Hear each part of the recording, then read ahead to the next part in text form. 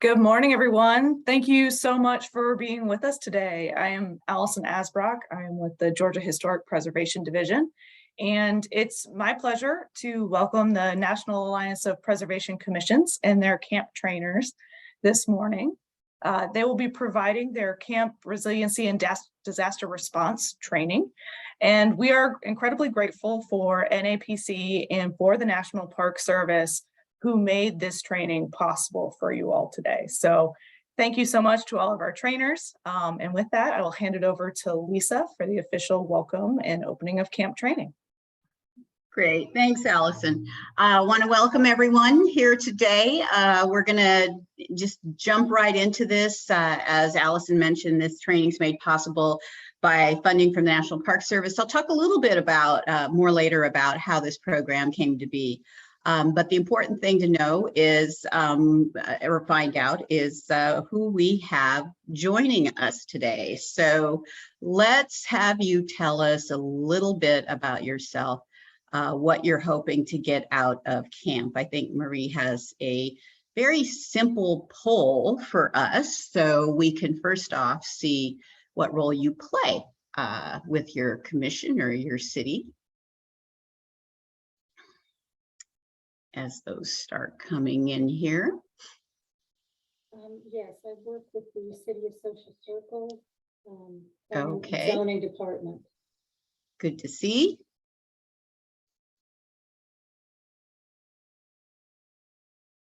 Lots of historic preservation staff, which is important. Okay, we're gonna end the poll, gives us a good sense of our audience today. I'm glad to see planning and zoning folks on board since that's important as well. Another thing, if you all might go ahead and just indicate, this is so that everybody knows who is in the conversation today. If you can put in the chat your name and the agency or commission that you work with, that'll help us get familiarized with you a little bit as we're moving forward, as well as it'll help everyone else know who is actually joining us today. So we'll move ahead with our next introduction.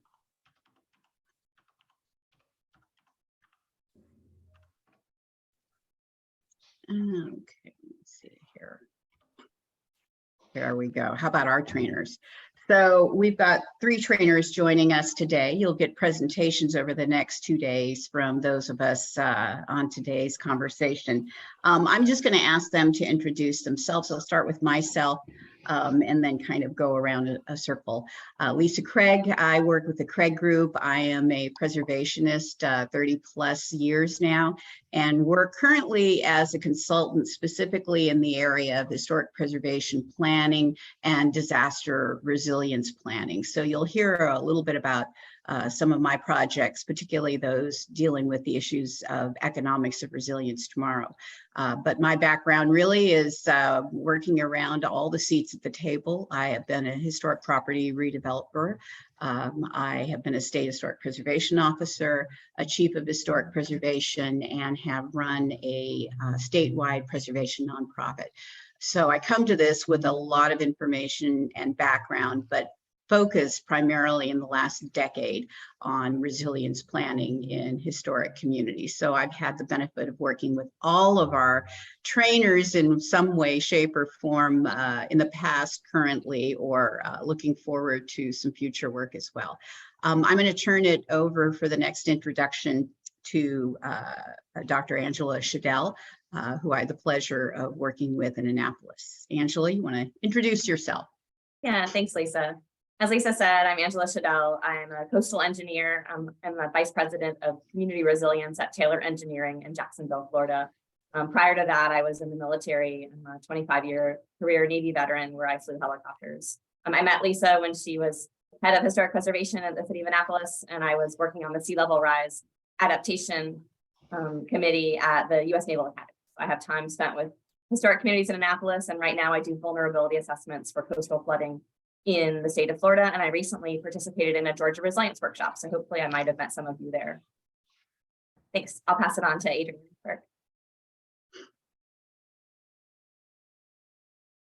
Hi there, I'm Adrienne Burke. I'm a principal planner with Miami-Dade County, and I work half-time with our Office of Historic Preservation and half with our long-range planning section.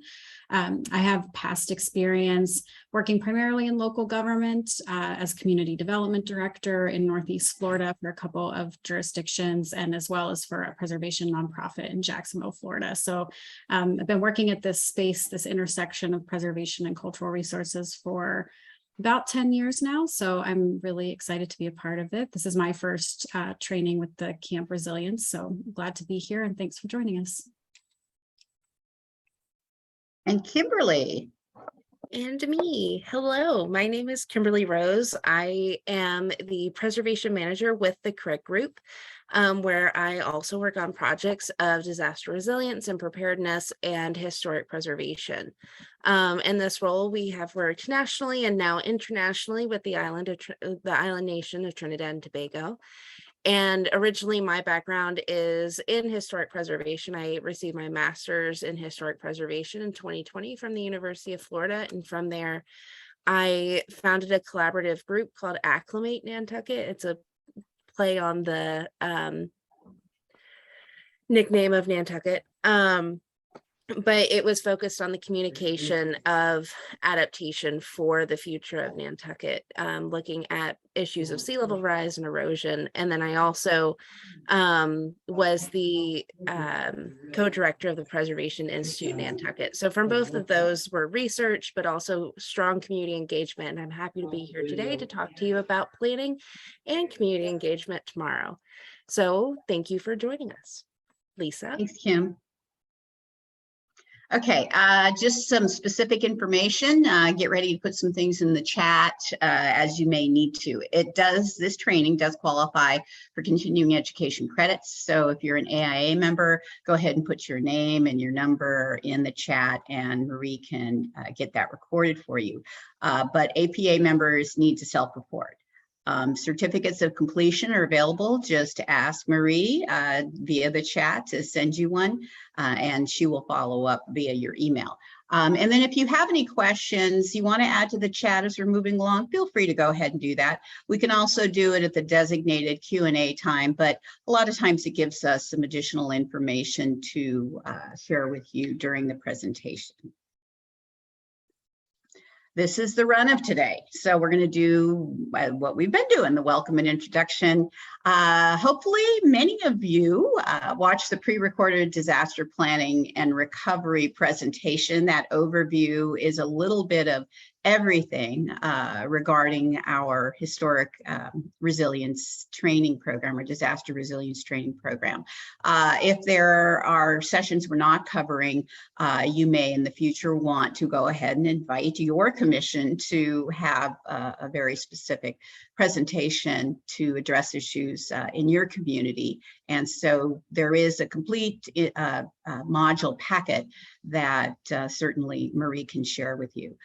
We'll be doing the first presentation on disaster preparedness and recovery planning. Will be presented by Kim. We'll do a break, give you about 15 minutes, and then pre-disaster adaptation and post-disaster rehabilitation, some projects that Angela's worked on and gives you a strong sense of options in your community for rehabilitation and adaptation. And then a wrap up and getting you ready for tomorrow's presentations. And then we'll review any questions from part one. So if you'll have anything, then we'll launch with those. And then as Kim mentioned, she'll be talking about public engagement. It's something to keep in mind. The public engagement exercises and activities that Kim will discuss can be used for any aspect of historic preservation, but very much have worked within the disaster resilience realm that we've been working in. I'll talk about the economics of disaster planning through a couple of specific case studies in the Mid-Atlantic and Southeast communities and some incentive programs in places around the country.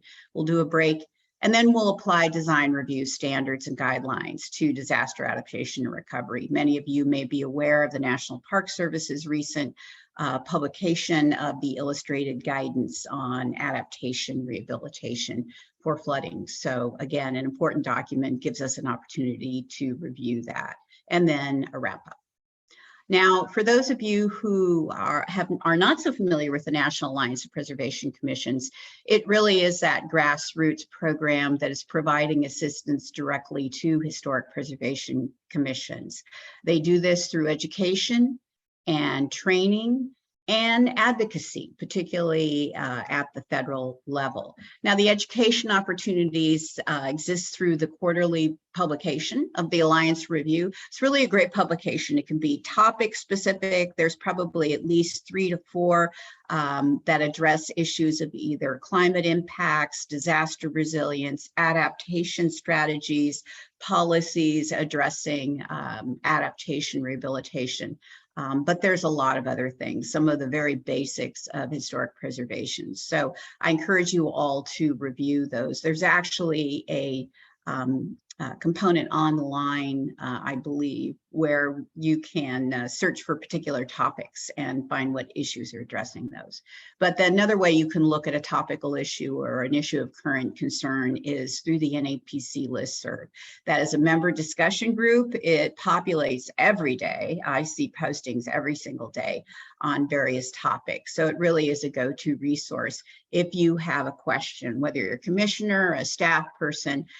You'll find your peers there and available to help you address how they solve those issues or address those program needs.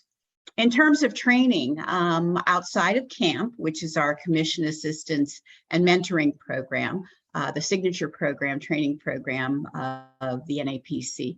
And I always like to underscore mentoring because all of us are available post-camp to assist you. There have been communities that I've made connections with, commission members from years ago that I still receive emails from today. So do keep in mind the mentoring component is important to us as well. So we provide these high quality, engaging, informative trainings, hands-on exercises when we meet in person, which we look forward to doing, and we have started doing again with many of our communities. And then on other sides of training, this particular training is a specialized one. Resilience and disaster planning was supported through a National Park Service grant. It really is focused on providing the additional information you need for historic preservation that really relates to what you do both in the preparedness side as well in the recovery side. And so there's toolkits, there's webinars available, there are these trainings which are often specialized, and then something very important to learn more about. And again, I think we've actually done a webinar on this, and if not, we will be, but the CR Surveyor, which is a disaster response module, and basically a way by which you can, through the survey process, field test both what are additional needs for preparedness as well as recovery, which is critical. So more about that in a future presentation. Other training includes the biennial conference forum. Many of us were in Cincinnati, where we had the last one. The next one will be in Palm Beach, I believe it is, or West Palm Beach. Palm Beach, isn't it, Adrian? Yeah. So excited about that. West Palm Beach. West Palm Beach. Thank you very much. So excited about going there. It's a wonderful community and talk about issues of tidal flooding and the need for planning for future sea level rise. It's critical. So we do a lot of networking, educational sessions, mobile workshops, tours. Really, these again are your peers, the people that are dealing with the same issues and concerns you are in your communities. And then we do virtual training, whether it's on demand, it's free for members. So if you are not a member, you will be a member having participated in this particular camp. And we encourage you to continue to be a member over time. And hey, let consultants and others know I am a member as a consultant. It's an extremely valuable educational tool for myself, as well as those that, like me, who like to have AICP credits. So the summer short course is something that you can participate in, both the staff and as a commission member. And again, it is a member-based discount. advocacy, we do join Lobby Week, Lobby Day in Washington, D.C. every year in March. Hopefully this March will be the first time we get back in person. And so you'll find NAPC members as well as board members there advocating on behalf of historic preservation law. Policy. The NAPC is newly adopted a values and principles guide in how you can make decisions, how the organization makes its own decisions, and I encourage you to take a look at that. So in terms of membership, I already talked about that. We have nearly 2,000 members. Those are both individuals and organizations. The member benefits do include the Alliance Review, free webinars, discounted rates to forum, and access to the NAPCL. So you will all receive a complimentary one-year membership. Now, let me tell you just a little bit about the background about how we got here with this resilience training module. Basically, it was, as I mentioned, a funding partnership with the National Park Service.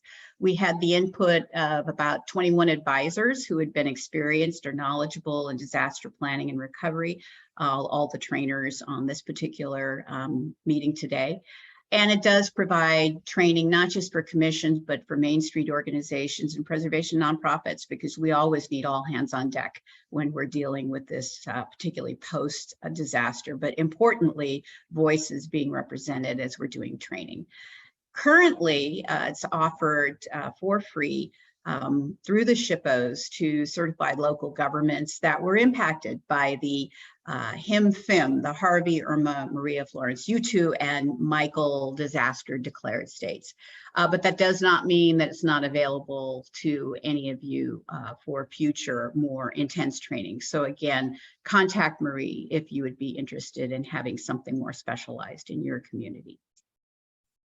Okay, and now for some opening polls, so we can kind of get a little bit more detailed information about your experiences with disaster preparedness and planning.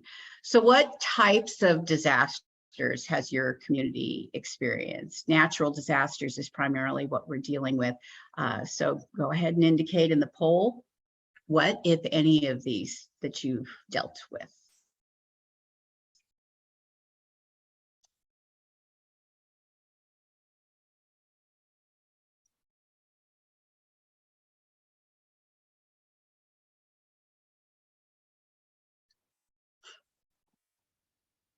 Tornadoes. Yeah, we usually get those, but more in the Midwest, so and Texas. So this is good to see.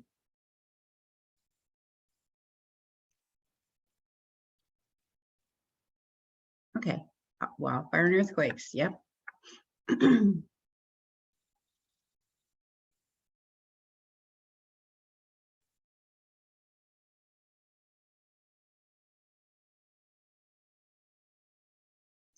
Okay, so this is interesting. The tornadoes, I don't think we necessarily anticipated a lot of that, but I think it's important to understand that sometimes does come along with some extreme events. So I'm not surprised at all. One of the things I will focus on or mention at this point, because as we start to add more information in these presentations about other examples of natural disasters, if you have some information, if you have stories to tell, documentation, I'm certainly going to give you a minute or two to talk about that. But importantly, share that information, pictures, your stories with Marie. We are incorporating in all of our presentations information that is timely and significant to you.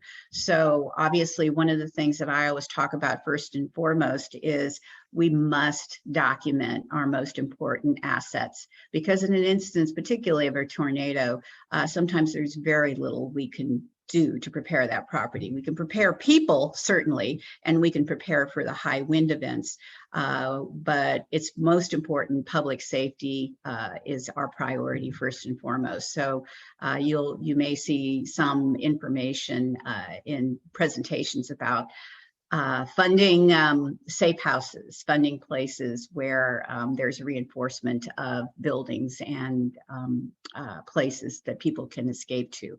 So something to keep in mind that's available even beyond the need for rehabilitating buildings after the fact. We got another poll question coming up here.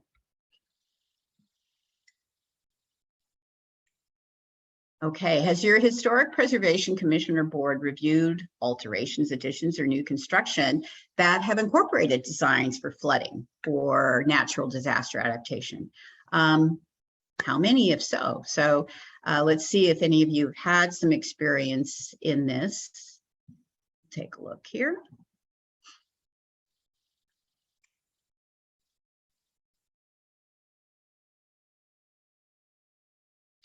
That's a no so far. Which gives us a good baseline because we know what we can talk about with you. So all be good, fresh information. Okay, so it seems like we have not as much experience as we sometimes have. So this really is good because we hope that you'll be asking a lot of questions through this process since it's all new information for the most part. So thank you for that. And then do we have one more, Marie? Yes, okay. This one takes a few minutes to think about, so I'll give you some time to kind of go through each of these. We like to find out from all of our participants ahead of time, and then it's interesting if we ask the same question after the presentation. But what do you already know that you need in terms of a tool for your commission or your board to have in its disaster adaptation toolkit? Lots of resources here, design guidelines, something you'll hear about, hazard mitigation planning for historic districts, meeting procedures. We've already been through a disaster with COVID, but are there alternative meeting procedures or a toolkit?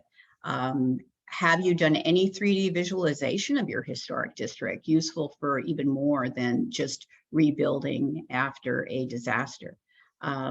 Public policy guidance, public education, and awareness tools. You'll hear more about that from Kim, and a resource list for successful adaptation strategies.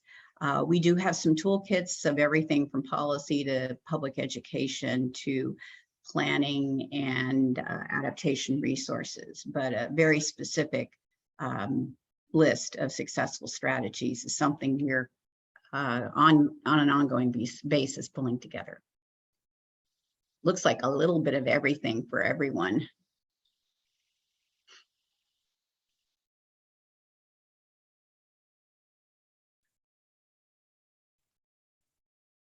Boy, I guess I know what we need to pull together.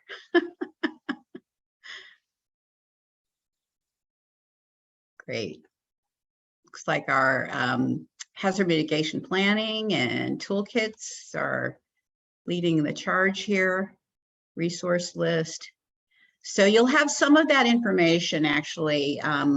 Thanks, Marie. Some of that information post camp. You'll be receiving a link to a lot of different resources that are available through the NAPC. And if you ever have any questions about any of those, you certainly can chat with Marie, find out who best to speak with, and get even more information in detail. So we'll start today by giving you some information as part of the overview, moving forward to our full presentations from each of our presenters. Let me get to my, there we go. Okay, this is what you saw earlier. These happen to be some of the major headings in the full training program that we've got. Just as when we were learning about historic preservation, there are a lot of terms and different types of activities in preservation. So is the case in disasters. So the overview talked about all of the different types of disasters. A number of them you responded to in the polls. Planning and recovery documentation. Kim will be talking about that. There are a lot of different planning tools available. Historic resources should be in every single one. So Kim will talk a little bit more about that, as we had done in the overview. Community priorities, how do you go about assessing those? There's a lot of different ways to do it. I'll talk a bit about community values approaches, which we applied in St. Augustine, Annapolis, and many other communities that we've worked in to develop plans.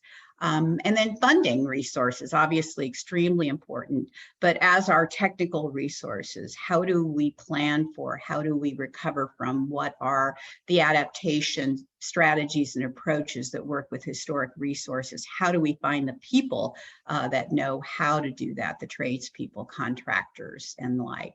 And what about materials and methods for disaster adaptation and rehabilitation? What are communities now turning to as alternative building materials or rehabilitation resources? And then finally, some case studies, the role of the commission and staff in planning and recovery.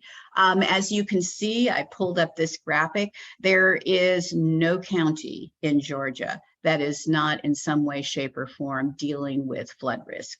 So this is a fairly current map that shows, obviously, clearly our coastal areas are most at risk, our riverine areas are at risk, but just about every county still has some type of flooding event that they have to deal with or have risk associated with. So this happens to be a view of the marshland between mainland and Tybee Island. This is particularly of interest to me. I went to the Savannah College of Art and Design, and so I actually spent a lot of time at Tybee. Tybee has a master plan for looking at sea level rise in the future. So it's a good community to take a look at in terms of the impact on the historic area, but also a community that is moving forward and trying to plan for future conditions. So that said, any questions that anybody has, I am available to answer for you at this point in time. Angela is familiar, obviously, having been involved in the overview as well. And before we start, are there any questions about the overview or any clarification before I kick it off to Kimberly here?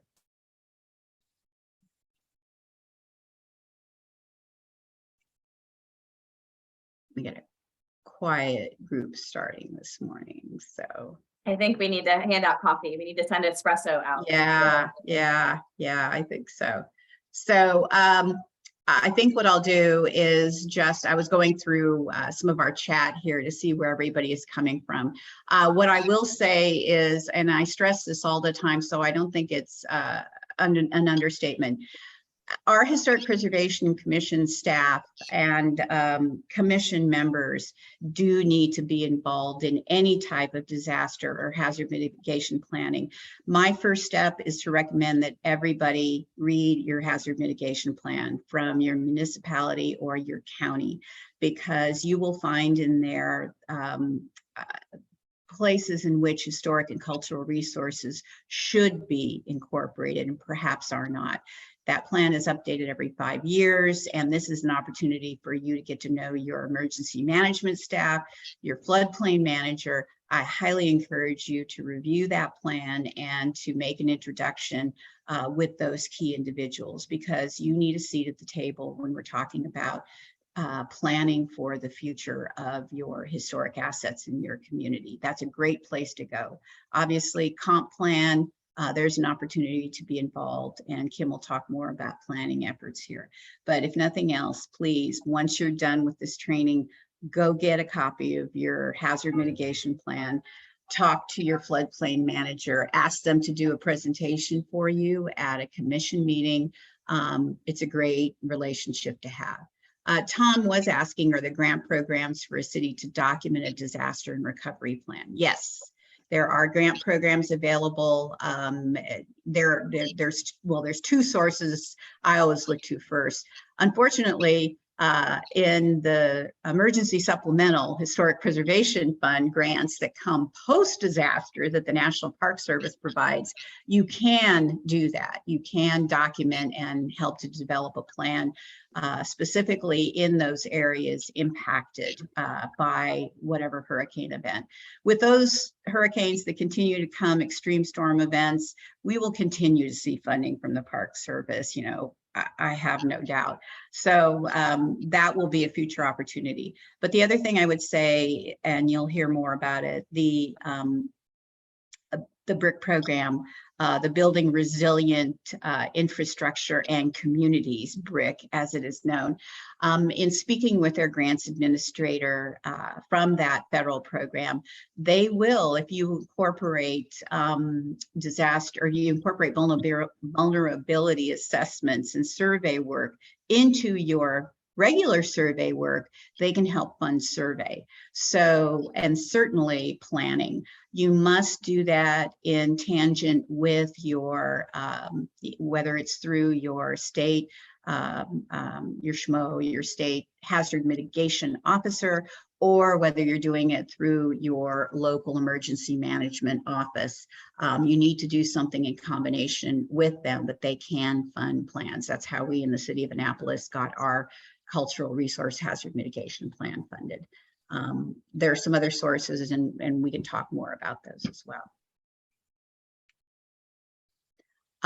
So I think if that's the only question at this point, I will go ahead and turn it over to Kimberly, and she can start talking about planning. Kim? Perfect. Thank you very much. I am just going to get my screen settled. Okay, just making sure that everybody can see the PowerPoint. Thank you, Lisa. So hello, welcome to the Disaster Preparedness and Recovery Planning section of this Camp Resilience for the state of Georgia. Once again, my name is Kimberly Rose. In case you were not here in the introduction, I am Preservation Manager with the Craig Group, where we work on projects of disaster resilience and historic preservation all across the United States, as well as Trinidad and Tobago now. So in this presentation, we will cover a brief little snippet of important terminology. If you watched the overview, great. If you didn't, that's okay. Why should we plan? Planners' role in climate adaptation, the National Preparedness Framework, state planning, moving into local planning and plan integration, how that's important, and then some resources to help with that.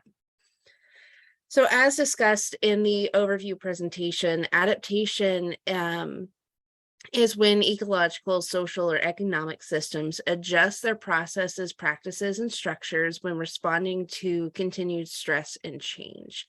This can be from a storm. This can be from changes in population or climate change or sea level rise or whatnot is happening. While resilience is the ability of those systems to recover. So of course, we never want to go back exactly how it was before, because then the next hurricane, the next high wind event, the next flood will cause the same amount of damage or damage the same amount of resources. And so it's not really flat like you see there on the right of your screen, where you have this cycle of preparedness, response, recovery, mitigation. It should really look more like this, where you are improving upon what worked and replacing or changing what didn't. So yes, you have that event happening at the very bottom and your response gets you to a higher level of resilience. That recovery gets you to a higher level of resilience. Then you have adaptation and mitigation, which is meant to build upon that and help improve that preparedness so that next time that event rises back to the top, you hopefully will have a shorter response time, less recovery to make. Adaptation and mitigations can happen quicker and faster. And then that preparedness is even higher than before. You always want to be in a better place, better prepared, and better informed than before. And then there's risk assessment, and this is measuring potential loss of life, personal injury, and property damage. I always say, if you don't know what you have and what's the threat, you can't plan for it. And planning is so important when trying to get funding and get resources into your community. And then, of course, recovery is trying to restore order and community lifelines. We'll talk about that community lifelines piece shortly. So why should we plan? Disasters require a coordinated, directed response of most, if not all, available emergency resources and services in the community. By having that plan in place, coordination of the response recovery efforts can begin in a timely and organized fashion. People know what they're supposed to do. People know what others are supposed to do, and they're able to shift if needed in order to cover a gap in any of the response and recovery efforts. And I know I'm not speaking to just planners, but most departments or organizations or agencies are going to have some kind of plan that points in the direction that department organization wants to progress in. Those who are making the plans have a number of existing skills which can help with understanding how communities can adapt. Knowing how to look and understand future conditions is important by making effective policy. In addition to having long-term perspectives, people in planning roles often meet with and involve multidisciplinary groups in order to ensure the relevance and support of the plan. This means that they are getting input from different perspectives and can incorporate those into the finished document, making it more relevant and more pragmatic and more applicable to that community and to the other resources of that area. And we'll talk about the importance also of plan integration further into the presentation. Communicating throughout the planning process is important to gather that broad input and make sure that the plan represents the surrounding community. And we'll talk more about communication tomorrow during the public engagement training at 9:15 a.m. Finally, all of these contribute to community development and design by providing a blueprint to follow for the next 5 or 10 years, or perhaps longer, depending on how long you want your plan to stand for. And all of these skills can go a long way in improving also disaster preparedness and climate resilience. There's a lot of overlap, as Lisa mentioned in the overview presentation, between disaster planning, historic preservation planning, community planning, and those types of efforts. So national preparedness relies on the contributions of individuals and communities, the private and nonprofit sectors, faith-based organizations, all levels of government. FEMA calls this collectively the whole community. Plans for disaster, no matter how small, can improve the chance of success in response and recovery efforts. When people in each of these categories know what role they can play, have the resources and bandwidth to do so, and know what others are doing as well, they are one step closer to achieving this overall national preparedness goal.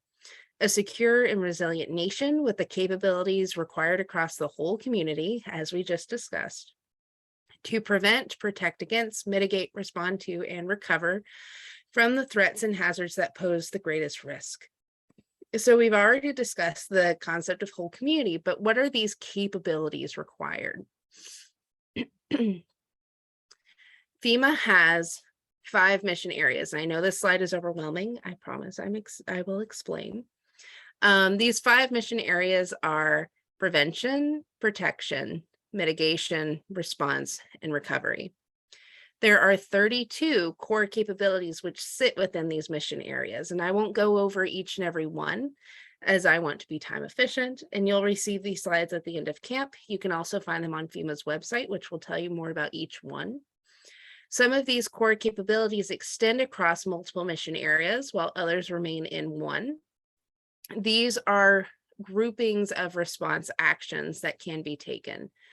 FEMA executes the lines of effort to operationalize the core capabilities for response and recovery planning. These are meant to reestablish and stabilize the lifelines. We have that word, lifelines, again. Lifelines are another tool which FEMA provides to local and state governments as a way to quickly assess the lifelines conditions, establish priorities, organize efforts and to recover those priorities and get them up and running as quickly as possible, because those lifelines are going to help enable all other aspects of society. The icons you see on your screen come in 3 other colors, red, yellow, or green, which in recovery efforts can denote the condition of that lifeline. If it's red, it needs to be prioritized and brought online. If it's green, it's good to go. It just needs to be maintained. This can also help with communicating to other communities and states what is in need. And the more you can communicate that, the better. The more likely those resources will come your way. As we've been discussing, FEMA is tasked with organizing this national preparedness effort, which provides 3 things primarily: a unified national response, which is important to standardize response as it helps governments that are responding or sending resources anticipate, number 1, communication patterns. So how is that going to be communicated to them? What lines of communication should they watch? And if called, how to and where to respond. Federal coordination, sometimes multiple agencies will respond. Therefore, it's important that federal agencies understand jurisdiction and response patterns. And once again, who do they answer to? And finally, it makes the lowest jurisdictional level possible as directing that incident response. So what does that mean? Lowest jurisdictional level possible. FEMA and the federal government are going to respond to the local area and what they say that they need, because they understand that the local level, the local government, the local first responders, the individuals and families even know what they need, know what resources they have available in order to help themselves, and can respond in a way that then directs federal resources to where they are most needed, or directs state and tribal resources to where it's most needed. And so each time that the local level says, you know what, this is out of our hands, this is bigger than we can deal with right now, we need to bring other people in, they can then tap the state or tribal resource and say, hey, we need you to help us. The state and tribal, once their resources are being used and they realize that, hey, we still need more, they can tap other states or the region and say, hey, send us help, such as asking Tennessee to send the Nashville Electric Service in with their bucket trucks to help get power back online. And then even beyond that, if the region is just like, you know what, we still need help, bringing in those federal resources, which once again, all of those answer back to that local level. So as we mentioned before, multiple agencies may respond to a disaster. Emergency support functions are the grouping of functions that provide federal support to states and federal to federal support. There are 15 emergency support functions, or ESFs, with 6 support annexes. So I have them all listed here. The support annexes describe common essential processes and considerations for most incidences.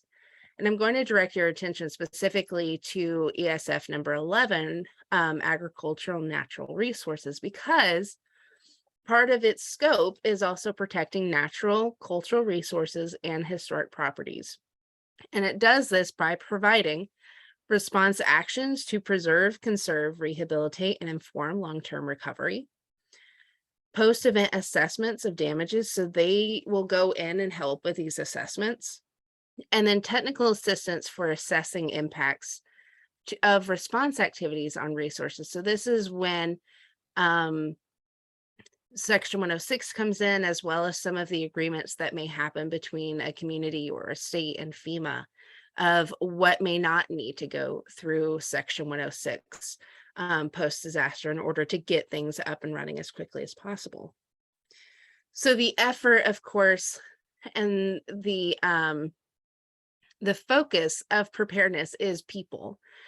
Without people, our historic sites, our historic communities aren't going to be valued and appreciated, because people are who places that value in those structures. So preparedness is that shared effort, and the whole community plays a key role, ensuring community members understand how they can contribute to building a culture of preparedness increases the nation's readiness and resilience. And this is really the focus of FEMA, is just trying to get preparedness into the front lines of government planning. And so they do this by providing guidance. Recovery offers a unique opportunity to reduce future risk, to implement solutions that will increase economic, housing, natural and cultural resources, infrastructure, and health and social services and government sectors in the process of resilience.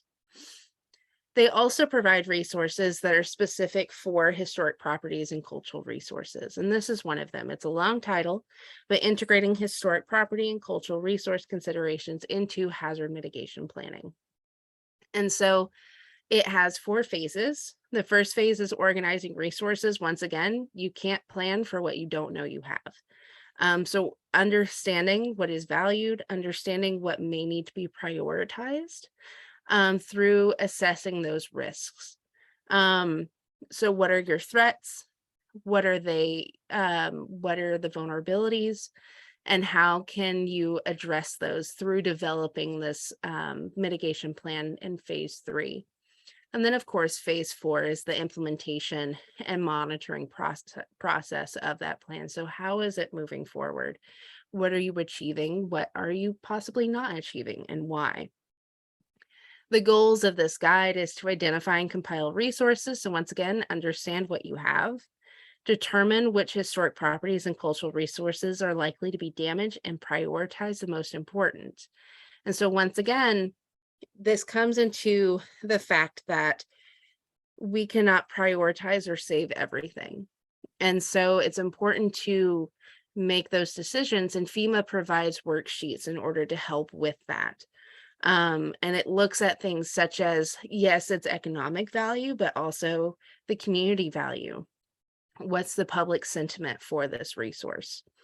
Evaluate potential mitigation actions for historic properties and cultural resources through cost benefit analysis and other decision-making tools. And they provide, once again, worksheets to help you accomplish that. And then develop and implement that hazard mitigation plan that addresses historic properties and cultural resources. And so some state documents from Georgia include the 2 that I have pulled: the Emergency Support Function 11 Annex for agriculture, but also includes the cultural resources and historic structures. Notice that Georgia also has what they call emergency support functions. They have more than FEMA lists. So they've kind of taken this structure that works and just moved it into the state, which is fantastic. There's no reason to reinvent the wheel when there's a wheel that already works. And then, of course, the Georgia Hazard Mitigation Strategy as well. And these are other plans that states can have and that we've seen them have. They can have more and they can have less. Now, looking at this Emergency Support Function 11 Annex for the state of Georgia, it lines out what the Department of Natural Resources will do. And I pulled the ones very specific to historic resources, or assigns jobs to different groups. So like the Georgia Archives and the Georgia Historical Association, which will help manage, monitor, and assist and conduct response and recovery actions. Or the Heritage Emergency Response Alliance in Atlanta and the Savannah Heritage Emergency Response can provide coordination and technical assistance and resource support as requested. Maintaining and periodically updating your inventory. Once again, if you don't know what you have, you can't plan for it. So knowing that improves your preparedness. Providing technical assistance, and then providing preservation, scientific, technical, and records and archival management, advise and inform information for stabilization, security, logistics, and contracting for recovery services. And so this document outlines a lot of what the state can possibly do, and having this built in can mean that the state can then get funding to support these functions. Looking again at the Georgia State Historic Preservation Plan and looking at what is listed in there for the planning for national response or preparedness, is this paragraph that talks about how Georgia has had a slow process in attempting to develop practical and sustainable historic resource preservation disaster response plan, and that recent efforts have been concentrated in ensuring the Historic Preservation Department's affiliation with Georgia's existing disaster response system under the National Response Framework. And this is where we get into plan integration, but also making sure that you're connected and communicating with Historic Preservation Division, not department, that you are communicating with the other functions of your government and breaking down kind of those silos of communication, even if it's just saying, hey, I'd love to join your meeting. When's the next one? Or, hey, we're having a meeting and we're going to talk about this topic, and we would love if you could be there as a topical expert for the state of Florida or for the state of Georgia, and look at and talk about your work and let us know where we might be able to help, and have that kind of open line of communication. Looking at local planning, this also works on the level of local governments and making sure that their silos of communication are allowing for adequate cross communication between agencies and departments, as well as cross communication to the state as well, so that everybody knows what each other are working on. And so looking at Chatham County, they have the floodplain management plan. And then there's also the comprehensive plan as well. And so looking at their preservation plan, you have this whole section on preservation and climate resiliency. And goal 4 is identify and address climate resilient strategies and incorporate them into a climate resiliency plan for unincorporated Chatham County and Savannah's historic cultural resources. And then it gives some of the action items, such as incorporating this and identifying and addressing strategies, and establish a clear process, which is fantastic. Obviously, when we're doing these plans, we want people to understand what our goals are, and make sure that the processes that we want to be followed are clear, written out, and easy to process in case of a natural disaster. There is also, once again, on the local level, there's the emergency support function. They have, this is function 19, and this one, instead of joining together the agricultural or natural environment and cultural historical resources, they've actually pulled them apart. And so emergency support function 19 on more of a local level for the county is specifically for cultural and historic resources. This document is only 9 pages, but does exactly what we've been discussing. It names the groups who are leading and assisting with the emergency support function. It provides a purpose and a scope for them to align with. It deals with operations under the areas of preparedness, response, recovery, mitigation. And I've pulled preparedness and response just as an example, and pulled a few of those emergency support functions. And this is extremely valuable as it outlines those responsibilities and assigns them to different groups, so that once again, when a disaster happens, people know what to expect and what to do, so that they are able to organize as quickly as possible and get those done. Now, there is a way to look at plan integration and see what is working, because many communities have a sea of plans ranging across topic areas and local geographies and over widely varying timelines and implementation schedules. And so how do you make sure that one isn't saying, oh, you can definitely build in this area, and the other one's going, absolutely not, you're going to flood. And so conflicting policies across these plans is problematic, and especially in the context of mitigating those hazards and adapting to the impacts of potential disaster. So the Plan Integration Resilience Scorecard walks users through evaluating community plans with respect to hazards, risk, and how well they target areas of the community that are most valuable or vulnerable. Identifying when and where most plans are in conflict. So if it is a scheduling conflict, if it is staff capacity conflict, resolving those conflicts across the plans to reduce hazards and vulnerabilities is a fantastic tool, and it gives you tips on how to do that, how to accomplish this integration and making sure that the plans are talking to each other as much as the people are talking to each other, and making sure once again that the plans are prioritizing and strategizing in a way that is relevant and timely and makes sense for that community. Once again, you cannot plan for what you do not know exists. So make sure that you have your historic resources in plans that may not seem like they need to be in plans. An emergency response plan from your emergency services needs to include historic resources,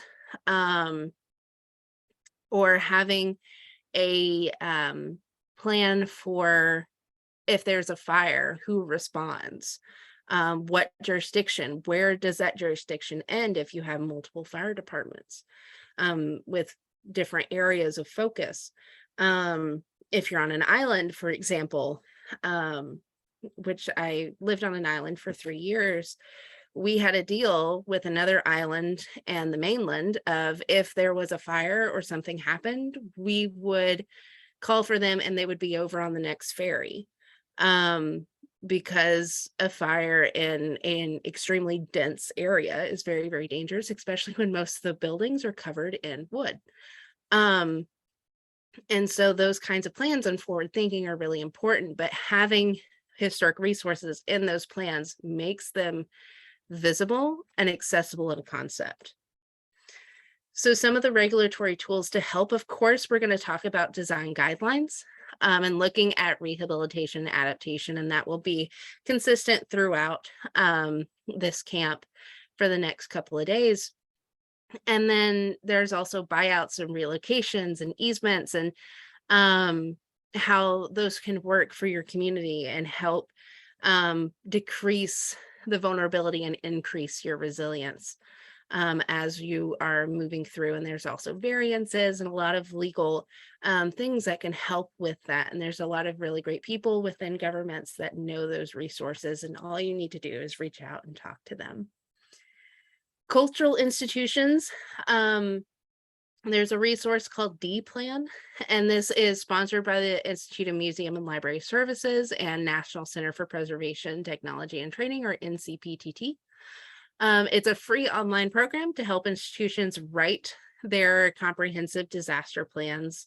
They can customize that planning. They can look at their staff capacity. They can go through it in a guided way, looking at risk assessments, continuity of operations, public safety, event planning, and response recovery. And while we're talking about how we have these local plans, there's also business continuity plans after disaster. How is a business going to come back? And so there's tools also that can help businesses themselves plan for disaster.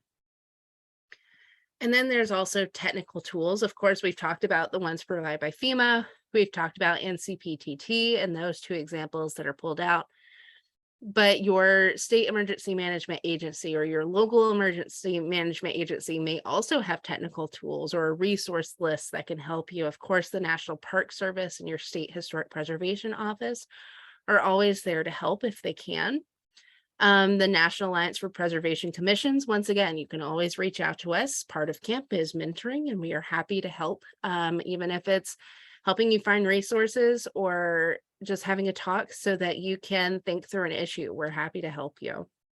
Of course, there's also the National Trust for Historic Preservation, which has a lot of resources on their website, organized into topic areas that you can look at, find resources, find stories of success, looking at Heritage Emergency National Task Force, the Housing and Urban Development, or HUD, which has resources and funding for you as well. NOAAclimate.gov has a lot of really great information on potential future risk and due to the impacts of potential climate change. Also, just looking at the history of sea level rise using tide gauge data and those kinds of things in order to help understand that future. And then Main Street America also has really great resources, webinars, talks, those kinds of things that can help contextualize some of the more complicated issues as well. When looking at funding tools, we've already talked about the National Park Service Disaster Recovery Grants, which is funding through your SHPO or TIPO, Tribal Historic Preservation Office, to work on various recovery projects, including compliance activities, survey and inventory, recovery and repair of historic properties. BRIC funding, building resilient infrastructure in communities, can also do the same thing. Once again, it needs to be put into your plan so that they are able to fund it. There's also the Small Business Administration Disaster Loan Assistance, which are low interest loans to businesses, nonprofit organizations, but also importantly, homeowners and renters. So it's not just businesses that can apply for these low interest loans, but it has to be in an area that affected by the declared disaster. So it has to be in that area. And of course, there's also HUD funding that can help with a lot of this information as well, and this recovery effort. And so with that, I am more than happy to take any questions or have discussions about planning and how you might go about that, resources, funding, any of those questions that you may have burning in the front of your mind after this presentation. Once again, my name is Kimberly Rose. Here's my email. And if you have any questions following this, you can always contact NAPC. Thanks, Kim. I'm going to wait for some questions, but I will add, I put a link in the chat. And the reason I did it was because Kim mentioned this fairly complex process of how to work with FEMA, your state emergency management. Thankfully, our National Park Service people, after they completed the adaptation rehabilitation design guidelines, got to work on another publication. And I was fortunate to be at a session at the Keeping History Above Water Norfolk meeting where they presented it for the first time. So that publication is called Before and After Disasters, Guidance for State and Tribal Preservation Leaders on Working with FEMA, the Park Service, and other federal agencies.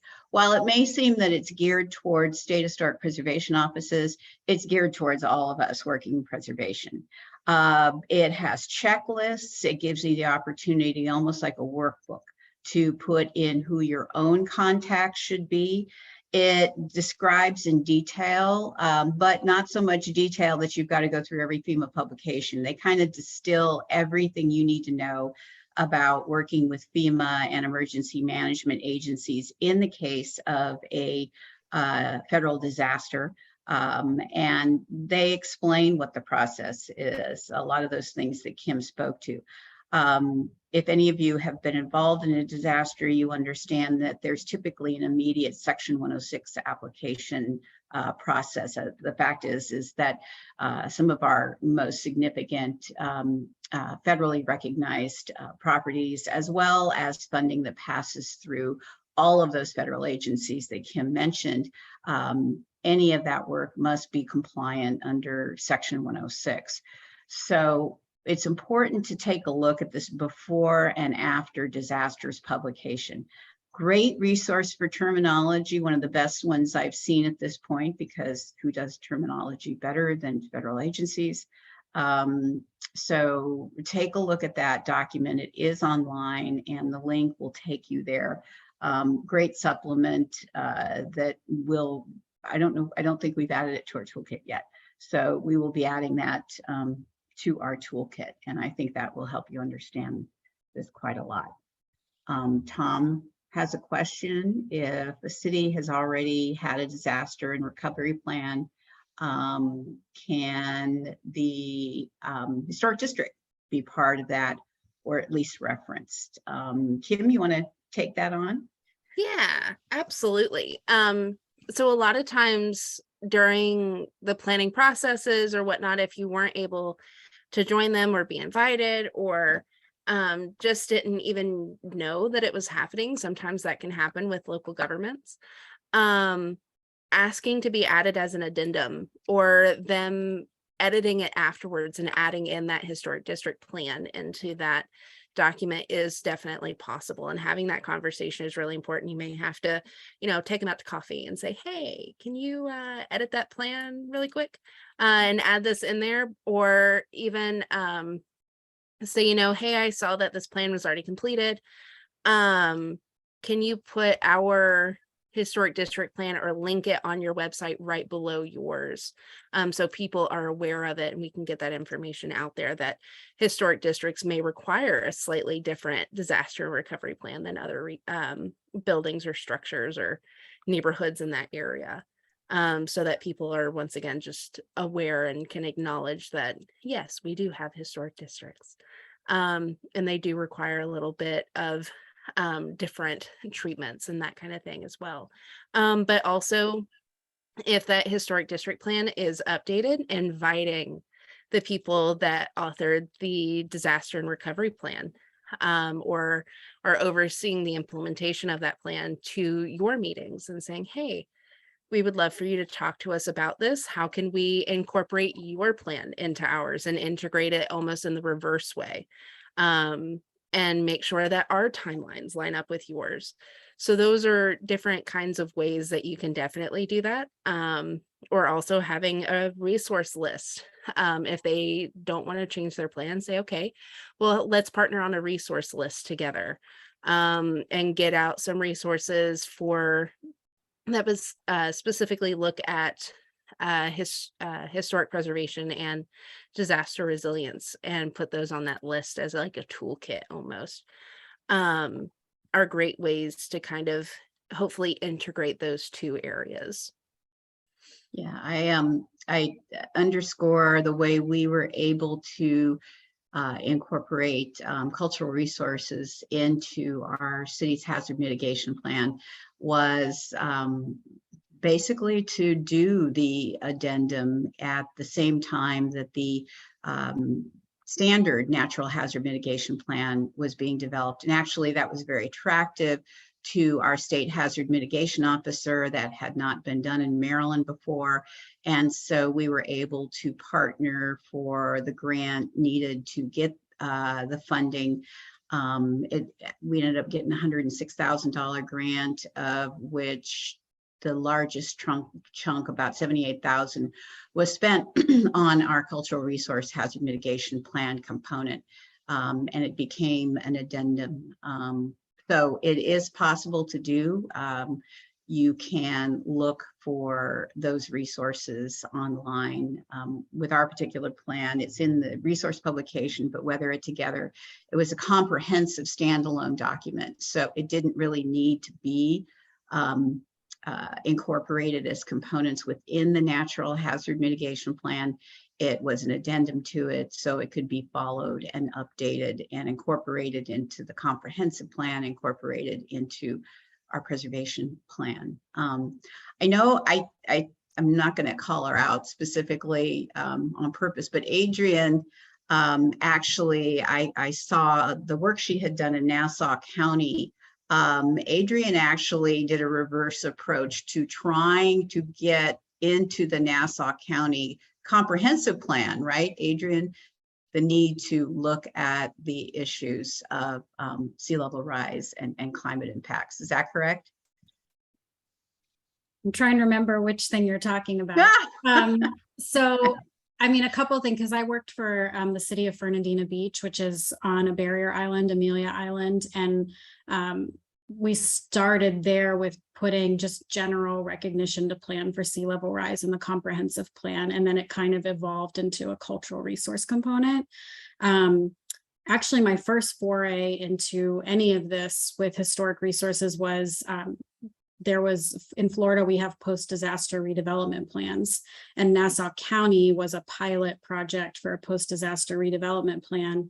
And my 2 cents for any of these planning processes is just invite yourself. If you're a preservation planner, you're probably not going to be reached out to. Still, I think there is a growing recognition that there is a need to include historic and cultural resources, but I did the same thing when I got to Miami-Dade County. I just reached out to the emergency management planners and I said, please put me on all your email lists and I want to know when you're meeting. And, I think that's the best. Just insert yourself in the process somewhere.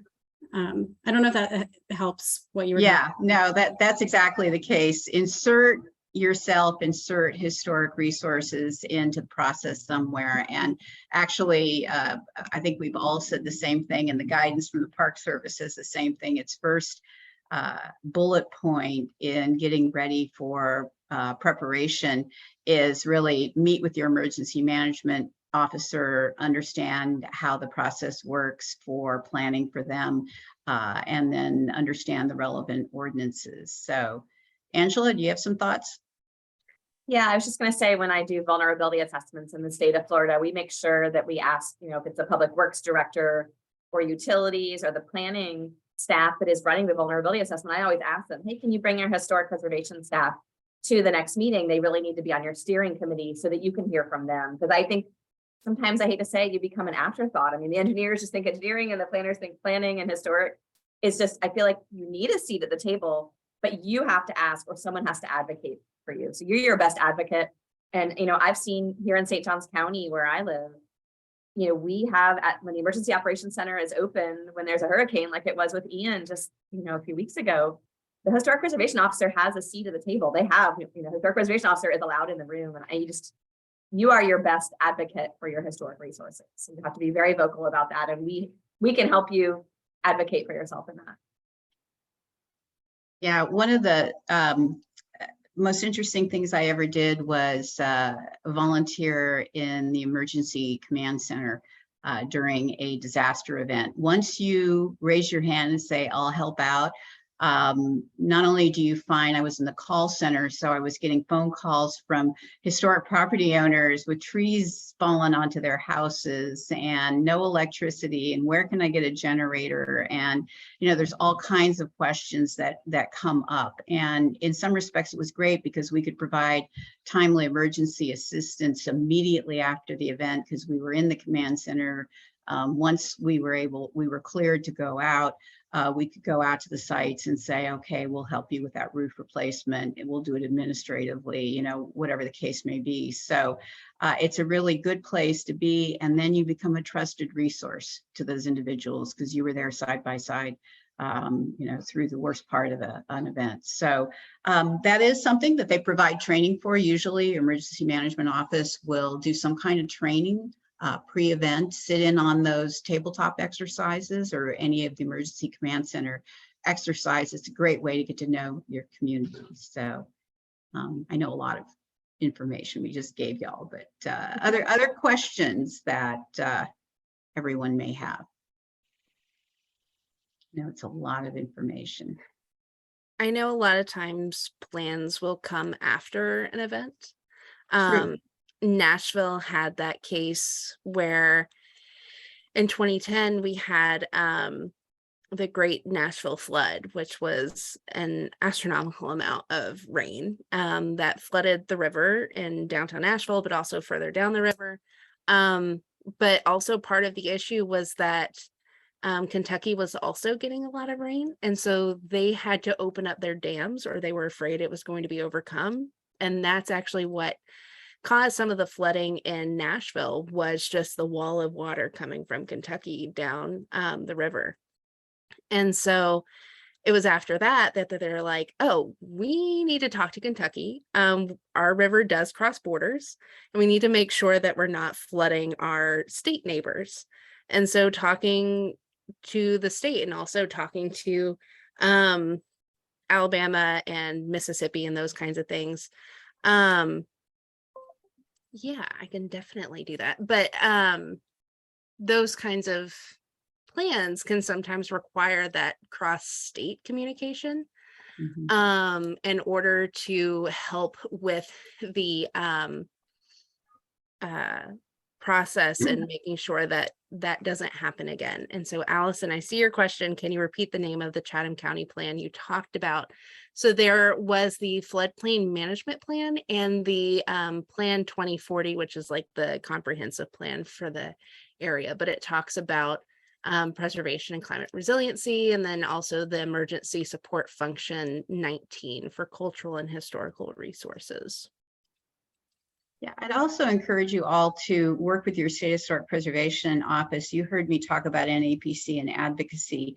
As commissioners, as staff, you can be an advocate for preservation and do so at the state level by talking with some of your elected officials as an educational bit of information, taking a look at places like Florida.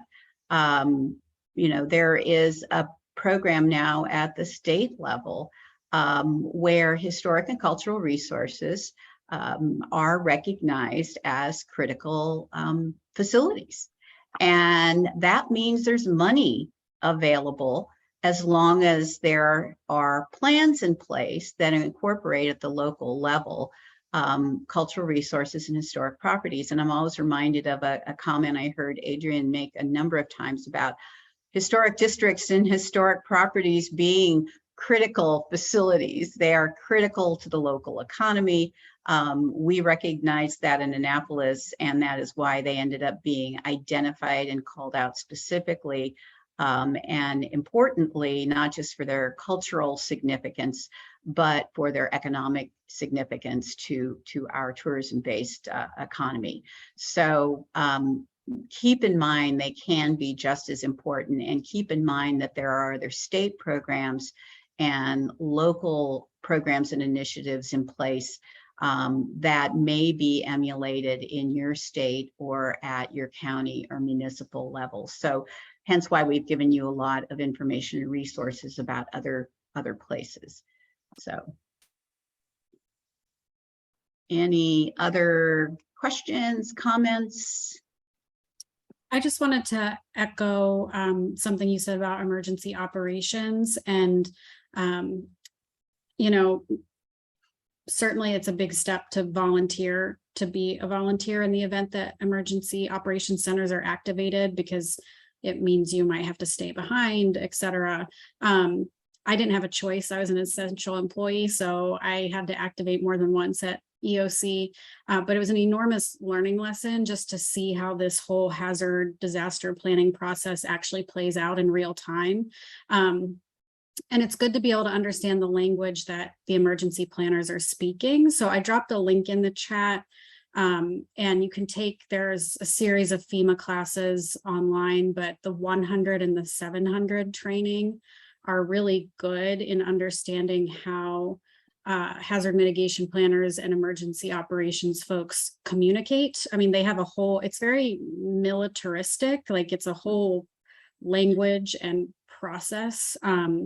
And so just being able to understand where they're coming from and how they view things is really helpful. And they're not super intensive classes, but they provide a really good overview, and it helps with that cross communication. So I recommend those. Great. Thanks, Adrian. And I'm putting the links in the chat from the presentation about the plans that I used as case studies. Great.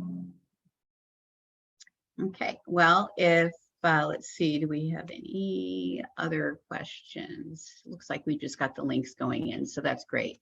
I'm going to give you guys a break. We'll look at starting again in about 15 minutes. So go and enjoy. Well, I'm going to have my second cup of coffee. So we'll talk to you shortly.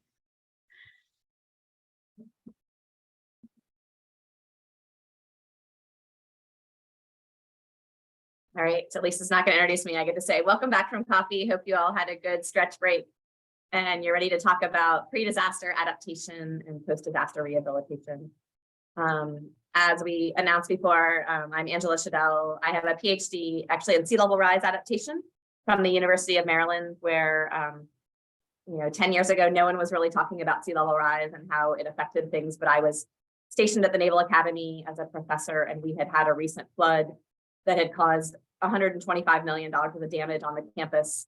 And it was mostly historic buildings, buildings that were over 100 years old, that are mostly made of granite that we cannot elevate and we cannot move out of harm's way, and they're historic landmarks.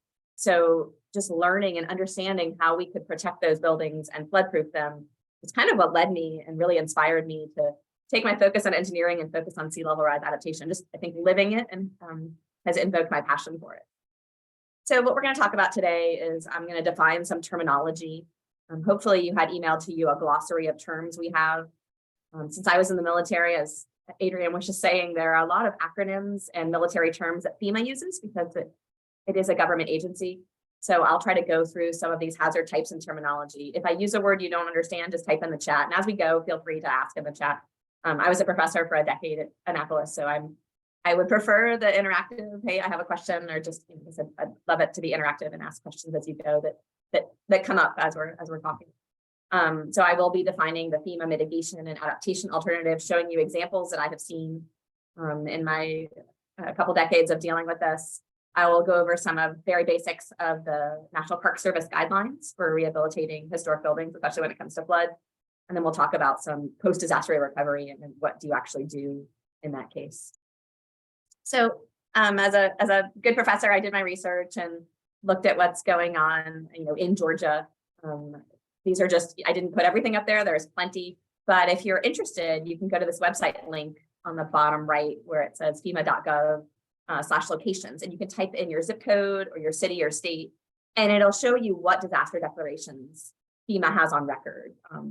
And it's a really good resource for what type of funding was given out, what type of grants that people applied for. It actually has the dollar amounts that were there for each of those areas. So you can see Michael, Hurricane Dorian was also in there, Zeta, and then the severe storms and tornadoes that Lisa was surprised about, that I wasn't, because I'd done my research and seen a lot of tornado action.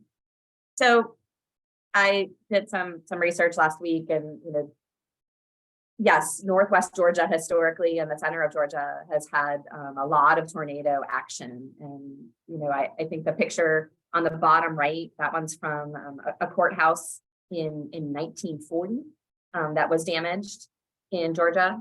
And that's a, historic court. Obviously it's historic to us. In 1940, it was probably fairly new, but that's in Albany, Georgia. And that was a tornado there. The little newspaper clip on the right is from 1921 from people killed in Georgia with a tornado.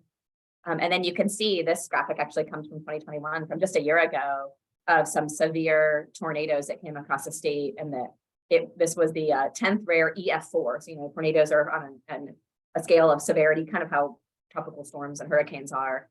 And 4 is on the higher level. I think 5 is the top of this, but you can see these are all the records of EF4s in the state of Georgia, and the one in 2021 was a record one. It was actually very, very large. It was only the 10th EF4 twister in the 7 decades that are counted there.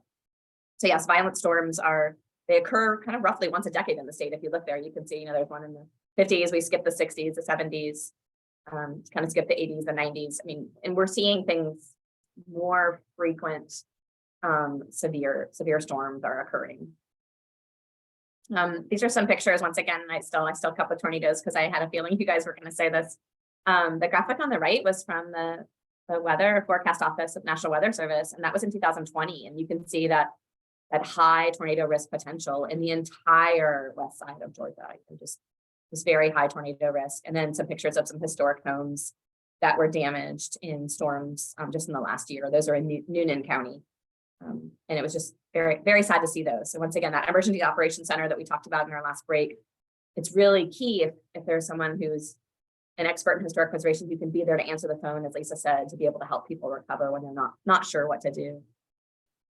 In addition to tornadoes, there's also, the hurricanes we talked about, but also flash flooding. The Northwest Georgia was hit with some very severe flash floods just this year. This picture here is from September 5th of 2022, so barely a month ago. And this is in Somerville, Georgia, and you've got a flooded street, and you see they had 12 inches of rain in Chattooga and Floyd counties. So disasters can come in all kinds of forms, even they could be, man-made. So this planning considerations for cyber incidents is actually a new FEMA document that just came out. You can see that draft is out for public comment right now this month. And then Ian, I went to the Savannah website and for Chatham County and in the city of Savannah, and they had a be in the know of Hurricane Ian. We were all preparing for that it might, take a hard left turn and come in. Fortunately, it avoided Georgia, but I think that's a good sentiment. Turn around, don't drown. Your car is not a boat, and we saw a lot of that in Fort Myers. So I want to talk about the different hazards when we talk about a disaster, because I think a lot of the discussion this morning has centered on flooding, which that's a picture of historic St. Augustine seawall with just a severe high tide in September of 2020 picture that I took. And then we've got some wildfires there on the right. And that picture is from the Salem Capitol in Oregon. And then that's hurricane damage in Lake Charles on the right. So let's talk about, the different disaster types that FEMA defines, and really when we're talking about disaster assistance and preparedness, what we're thinking. So when you think about geologic, I think a lot of us think, oh, earthquakes, but we have sinkholes too. Florida definitely has a prevalence of sinkholes when the aquifer has been drained out and the land settles. We'll have houses fall into sinkholes or roads. So that is a natural disaster. Landslides and avalanches, but landslides definitely when you've had a rainstorm, you'll get mudslides in Georgia. Weather, I think that's the ones we're most used to. We talked about the thunderstorms, the extreme rainfall, flash flooding, tornadoes, hail, extreme lightning, hurricanes, tropical storms are the obvious. We don't have typhoons, fortunately, on the East Coast. Blizzards, we don't get a lot of, but I have seen on the news before people in Atlanta, there was a blizzard and it completely shut down all of the traffic, and people were stuck in their cars and abandoning them on the freeway. So I think blizzards, whether it's high winds associated with that or ice storms or snow, those are big time weather issues. And then when you think hydrologic, think droughts. So that's the lack of water, but also floods like the heavy rain, sometimes excessive snow melt. There's been a lot of snow in the mountains and it's coming down the rivers. You will have the rivers higher than normal and causing flooding. The tidal flooding, as in the picture here in St. Augustine, it's just due to sea level rise. We're starting at 9 inches higher baseline than we were 100 years ago. So that our gravity fed stormwater systems aren't working as well. So that's what you're seeing in this picture. It's literally the water is just backflowing at a high tide event. It's not overtopping the wall, but it's actually coming up through the stormwater drains. We talked about wildfire, biologic. We all experienced that in the past 2 years, with the pandemic. It could also be, a chemical weapon or a toxic substance, as we're seeing, in Ukraine and some of the wartime areas. And human caused, those are some of the worst: that nuclear, terrorist, civil unrest, and cyber attack. It's a lot of variety of disasters that FEMA is tracking. So let's talk about some other terminology that comes out of natural hazards. I think Kim did a good job defining them, but I want to talk about resilience. And I think resilience is one that we discuss often. Is like what is resilience and what is it? How do we define it and what does it mean to you? I mean, when I think resilience, I think it's the ability to bounce back from an event very quickly. And I'm not sure if you saw the news, but it was a lot of news in Florida that the city of St. Augustine was actually flooded. So that, that picture I just showed there of the St. Augustine seawall where the historic flooding was coming over, that's from 2020. But on the Thursday after Hurricane Ian passed through Fort Myers and devastated it, St. Augustine had a very high water event. An entire road and all the historic homes there along the waterfront were flooded. And that was on a Thursday. And on Saturday, I went down. It's only about 30 minutes from my house, just to see, because I'm an engineer and they're my client, and I was really curious to see where the high water marks were. And, they were open for business. And to me, I saw the chief resilience officer the following week, and I said, St. Augustine's truly resilient. After Hurricanes Matthew in 2016 and Irma in 2017, where you had this historic flooding and the business, the heritage tourism, which really stopped for a month. Lisa and I saw in a report that we did for St. Augustine, they were back 2 days after Ian. And it wasn't as bad a flooding as Matthew, but it was actually worse than Irma. So, we still saw houses flooded, but I think the businesses have become resilient on their own. So many businesses, when you walk downtown St. Augustine now, have learned after 2 floods in a row. And now we've had a few years of a break without too much flooding. they now have adapted. So I'll show you some of their adaptation methods, but it was just, very heartening to me to see that business and residential owners and the city, and St. Johns County too, was more resilient because unfortunately they had these disasters and they had to think about it. So they were prepared. So resilience to me is how quickly can you bounce back from a natural hazard or any type of, economic hazards or issues such as we had the pandemic. We've seen some communities are more resilient than others. The picture on the left is the Secretary of the Interior's standards for rehabilitation and guidelines on flood adaptation for rehabbing historic buildings. You heard both Lisa and Kimberly referred to that. I'm not going to get into it in depth because Adrian's going to talk about it tomorrow, but it's got great illustrations on specific ways to retrofit, really rehabilitate historic buildings, specifically for flooding. And then the graphic on the right is the FEMA Homeowner's Guide to Retrofitting and its ways to protect your home from flooding. And when you think about FEMA and some words they use the words adaptation and rehabilitation and also, sometimes mitigation. So if you think about the word adaptation, to me, adapting is just adjusting. It's making, incremental small changes, whether it's in, our environment or our social or economic systems in response to an actual or unexpected, event. So as I said, adaptation to me was watching my friends at Flagler College, my good friend, Dr. Leslie Keys, who teaches there, sent me a text and said, hey, guess what? They put up the flood barrier that I invented after Hurricane Matthew that was plywood and plastic viscosine wrap and sandbags, and they were able to keep the flooding out because there had been historic flooding in 2016 of the historic Flagler College buildings that did a lot of damage. So it's really neat that they learned from that event and were able to deploy it again in Irma and then also again during Ian. But once again, they had time to prepare knowing that the flood was coming. So adaptation, I think we just learn incrementally and make small changes. Rehabilitation is exactly what you're seeing in the pictures here on the right is when you're retrofitting a structure or taking steps to reduce its vulnerability to hazards. So we'll talk about floodproofing and I'll show you some examples of some. I have got some good pictures. Within mitigation planning though, rehabilitation, as it refers to the Secretary of the Interior standards, is returning a historic property to a state of utility through repair or alterations, which makes possible an efficient contemporary use while also preserving those portions and features which are significant to its historic, architectural, and cultural values. So that's the historic preservation definition. So I'll show you some pictures of houses that I've seen that have been done, historic houses that have been rehabilitated and retrofitted well for floodproofing. All right, so let's talk about FEMA. FEMA, as you all know, is a federal emergency management agency. It was created in 1979 through an executive order by President Carter. But when you think about disaster relief, we've had plenty of disasters before 1979. This is just when they made it official. And as far back as 1803, the federal government has been providing disaster services. In 1803, there was a devastating fire. We probably know about all the fires that have occurred in our cities. That's how we lost a lot of our wooden structures. But there was a fire in Portsmouth, New Hampshire in December of 2002, and Congress just said, all right, we have to do something about it. So they provided direct relief to the merchants by suspending their bond payments for months. So that's kind of the first legislative act of federal disaster relief was in 1803. And then in 1988, the Stafford Act came in. So often you'll hear about Stafford Act when it comes to FEMA and presidential disaster declarations. That's a congressional act that allows the president to declare that there has been a major disaster for a natural event. But typically those presidential disaster declarations, they have to be requested by the governor of that state.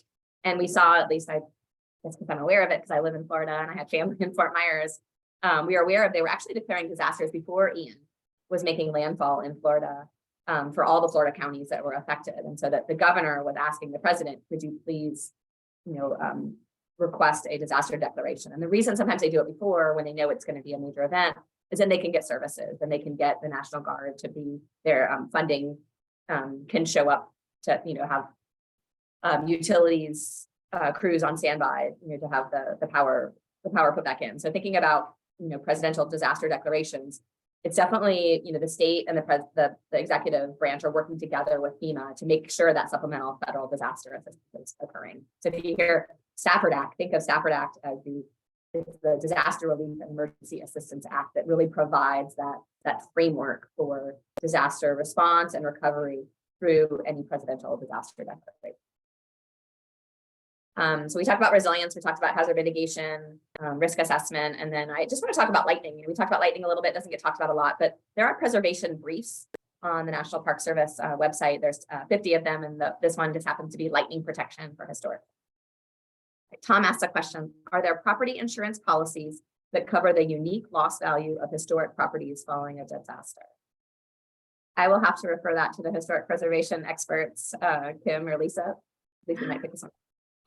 Yeah, there is property insurance policies. This is, those of us in this field have heard this conversation for 30 years.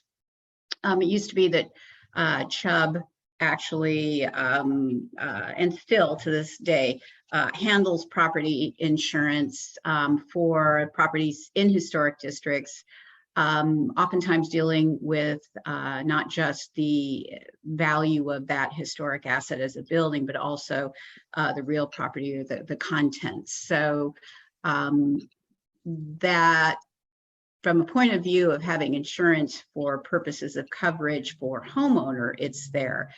The challenge becomes one of what you just stated, Tom, the disasters, the flooding disasters and the like. So what you can receive is through the National Flood Insurance Program. You can, as a residential property owner, have up to $250,000 of coverage for loss for your property. That is typically used for, the building and the interior treatments, finishes themselves. So that can be used for the rehabilitation of historic properties after an event as well. That does qualify. The challenge after that is there supplemental insurance available in a community?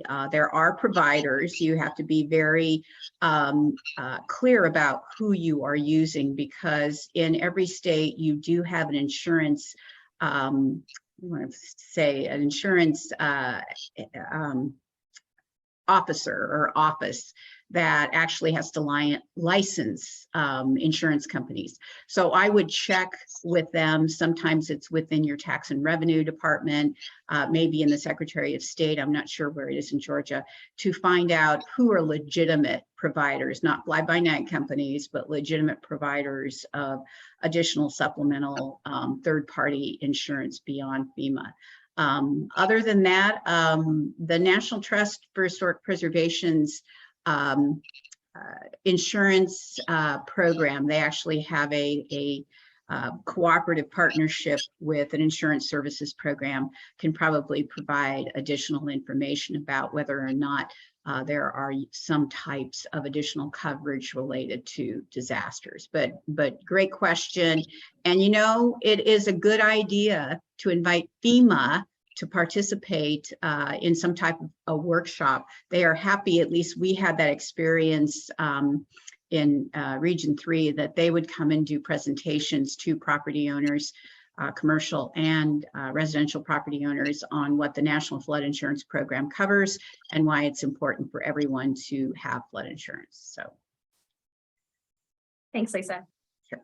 Yeah, I'm very familiar with the National Flood Insurance Program. In fact, my family's home in Fort Myers, they had some neighbors that they were flooded up to their door frames and just, barely escaped with their life. And the insurance adjuster was out there and he wasn't sure if their roof damage was due to the wind of Ian or due to the water pressure of all the water being in the house and the waves actually impacting the roof. So there's some discussion right now between, is the flood insurance program, the National Flood Insurance Program, their flood insurance going to cover the roof damage because it was coming from inside, or is it more wind damage that their regular insurance provider is going to cover? So it's interesting when you talk about property insurance policies, just like if you're in a car accident, it's like who's at fault, who's going to pay. We find that with flood, was it actually caused by the flood or was it caused by the tropical storm? So there tends to be debate.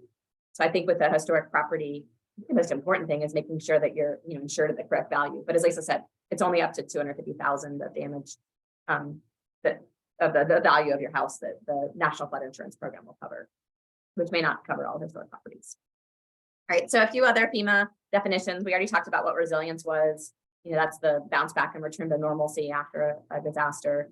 Hazard mitigation, we hear that term thrown around a lot. We heard Kimberly show hazard mitigation plan for the state of Georgia. The way FEMA defines this as, mitigation is just reduction of something. So it's a hazard mitigation is a reduction or alleviation of loss of life, injury, and property damage that could result from a disaster through long and short-term strategies. So hazard mitigation involves things such as planning, policy changes, programs, projects, and other activities that will help mitigate the impacts of hazards. So when you hear hazard mitigation planning, think mitigation is just a reduction of damage caused by hazards.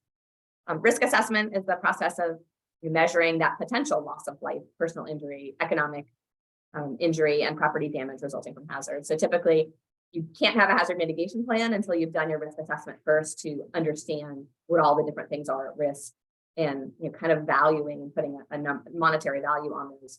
And that's when you get the planning for that. And then recovery, obviously, is a post-disaster. It's actions taken by an individual or a community after a catastrophic event to then restore order and community lifeline. And the picture there on the right is actually from the Nashville bombing in 2020.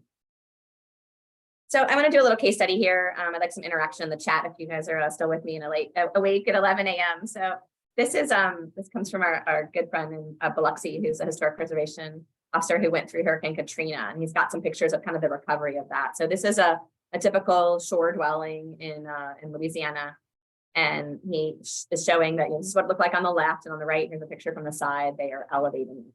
And I guess the question is this rehabilitation or retrofit? So think about it. I'm going to define what those, what those are, but think about rehabilitation is what we talked about, consistent with the Secretary's standards, the Secretary of the Interior standards for rehabilitating a historic property, or is it a retrofit? Where retrofit is that FEMA picture. If you think about, I was back here and I've got the two different things. This is rehabilitation on the left, and this is retrofitting on the right. What would this one be? So go ahead and put in the chat retrofit or rehab. We'll see your name. You don't have to add your name too. Think about, when you're elevating a building, you have to think about the environmental setting, the view shed, what is going on with, all the other, how does it interact with the other structures around it? We've seen, Lisa and I have seen when we were in St. Augustine doing some work for them that I think Leslie likes to call it piano keys, right? We've got all these buildings that some are elevated and some are not. And so you've got a couple houses up here that kind of look like the black keys, and then some houses down here that are like the white keys. I'm getting some answers of retrofit. Yeah, I would agree. This is an example of retrofitting. It's elevation in accordance with FEMA standards. And a question to be thinking about is, what are your historic architectural preservation boards? What are they thinking, the commissions, when it comes to this? In St. Augustine, we actually have some height standards that, buildings can't be above a certain height in the historic district. So now when you elevate, a 2 or 3 story house, you're having issues with this retrofit of like, well, we want to elevate it 7 feet, but if we do that, we might hit a height standard. So we're finding that there's some controversy there with other, with a lot of the regulations. So this is what it looks like, before and after. So I can show you that there was on the left. This one wasn't too drastic. You can see that they, took the columns and they put them in brick. I think it's fascinating in this picture because my husband works on roofs, that they elevated the structure, but they didn't repair their roof. So you can tell where they got the money for their retrofit. I just find that very ironic that, they might have the next rainstorm or windstorm or hail might damage the roof, but they're protected against flood. And often you'll see these, and I have some pictures of them, where they'll actually put maybe parking under the house. This one looks like they've done it, some decent landscaping around where they've got some covering under the first floor. All right, one more quiz. Rehab or retrofitting. This is in the New Orleans Historic District. So you can see it's a 2-unit dwelling, and they've elevated it. This one they've done on CMU block here on the right. Is it retrofit or rehabilitation? And it is a historic building, and when it's done, it looks like this. So there's the before and after, as in the last picture. You can see that it's really, that first floor is mostly filled in. They've elevated the second. And once again, as Leah says, this is retrofit also. So we have to think about in terms of, are we using the FEMA standards, which typically when we're getting FEMA funding, post storm or post event, it ends up being a retrofitting and not so much a rehab with flooding because of the elevation. We'll talk about some differences here. So I'm just going to define these adaptation alternatives that are here when it comes to FEMA, and then we'll talk about some of the pictures that are on the bottom. Prevention to me is kind of where your role comes in as staff, either at the state, county, or city level. By having planning and zoning, different building codes, capital improvement projects, open space preservation and stormwater management regulations or floodplain management regulations, you can prevent having homes in harm's way. The property and resource protection is just very basic property improvement. It's usually done, directly by the homeowner or the business owner and paid for them. Temporary measures, could just be sandbags or some type of some flooding, sandbags as you see in the picture there, or the ones on the bottom left is actually it's a temporary measure, but it's a lot more permanent than sandbags. It looks like some wood stop logs that are preventing, water from entering a low-lying area to flood that historic property. Elevating and retrofitting utility systems. I'll show you some cool photos of that. And then building elevations. And we've also seen building relocation. There's a lot of historic properties in Florida that have been, within the floodplain, and now with sea level rise, they're actually lifting them and moving the entire building. I wish I could say it was out of the floodplain to keep it out of harm's way, but typically that property that's waterfront is more valuable. So I'm finding that the city or the historic society, it's especially true in Venice and Punta Gorda. I know one historic building that has been moved 4 times in Punta Gorda because I looked it up one time on the map, and it was Google Maps said it was here. It was actually about a half mile away, and it's now their museum for the Punta Gorda Historic Society. So oftentimes they're moving a building so much out of convenience to help the property values, and not so much just moving it to keep it out of harm's way, but it does help preserve the building. So relocation is one that we see often. Structural diversions, those are really large ones. It could be like a large flood wall, or like the levees we see, or the walls around New Orleans. It could just be elevating the streets, or it could just be a seawall. When I think structural diversion, I think something that's very large scale that's kind of surrounding an entire city. In the Netherlands, it's those dikes that are surrounding the city. Publication and awareness is this graphic on the right. This May Day. This graphic here is from the American Institute for Conservation, ACI. And they talk about, let's use May Day to really talk about historic preservation and how we can protect our heritage. So think about using May Day as maybe a public education and outreach in your social media posts for hazard adaptation and kind of getting the word out. Other things within public education are real estate disclosures about flooding, or that you happen to be in an area that's susceptible to sinkholes or natural disasters. Having a hazard information center, I've seen them set up before on May Day, or especially in Florida, you'll walk into Home Depot or Lowe's or the Ace Hardware, and they'll have hey, it's May Day, it's Hurricane Preparedness Month. Hurricane season starts June 1st. Put your kit together, and they'll have some ideas and some flyers. I've seen FEMA do a lot of public awareness things that, as Lisa was saying, you can reach out to them and they'll come and do some public awareness and outreach in your region. Public service announcements are good, and also workshops, as Lisa talked about, having them come in and do a workshop. School-based education works great too. Sometimes using May Day and hurricane preparedness or natural disaster preparedness, and understanding what cultural resources are at risk, and just doing a presentation at the schools and having the kids draw pictures of things. Sometimes just gets it in the public eye. It goes on someone's refrigerator, and then they're interested in it more than if we just have a social media post. And that last bullet there, natural resource protection, is preserving natural and archaeological resources through things like erosion control, living shorelines, and stream and wetland restoration. Some pictures of those. How can we naturally do that? So I did some research on Georgia. I'm going to go now through all of these different things on the last slide, the bullets I talked about in prevention. The Coastal Regional Commission of Georgia has a regional important resources plan.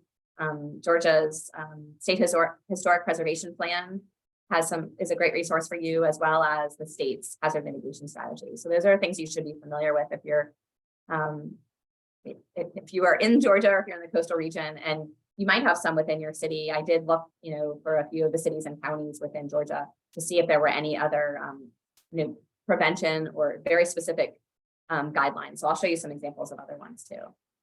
So here's some protection when it comes to like a temporary measure. So obviously sandbags are kind of the given that, every community puts those out.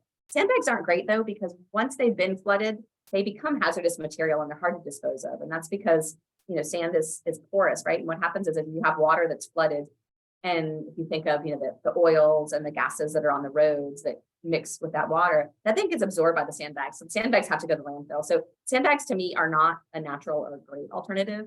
I prefer something like on the bottom left, that's actually called an aqua dam. And they're bags that can be filled with water. So instead of a sandbag, it's a water bag. So you can see the guy's hose there. And this guy's pretty much made a levee around his entire house. And they have those for very large structures too. So it's a water fillable, very, very, very thick plastic. Think of them as sandbags, but made of plastic that you're filling with water now. So water fighting water.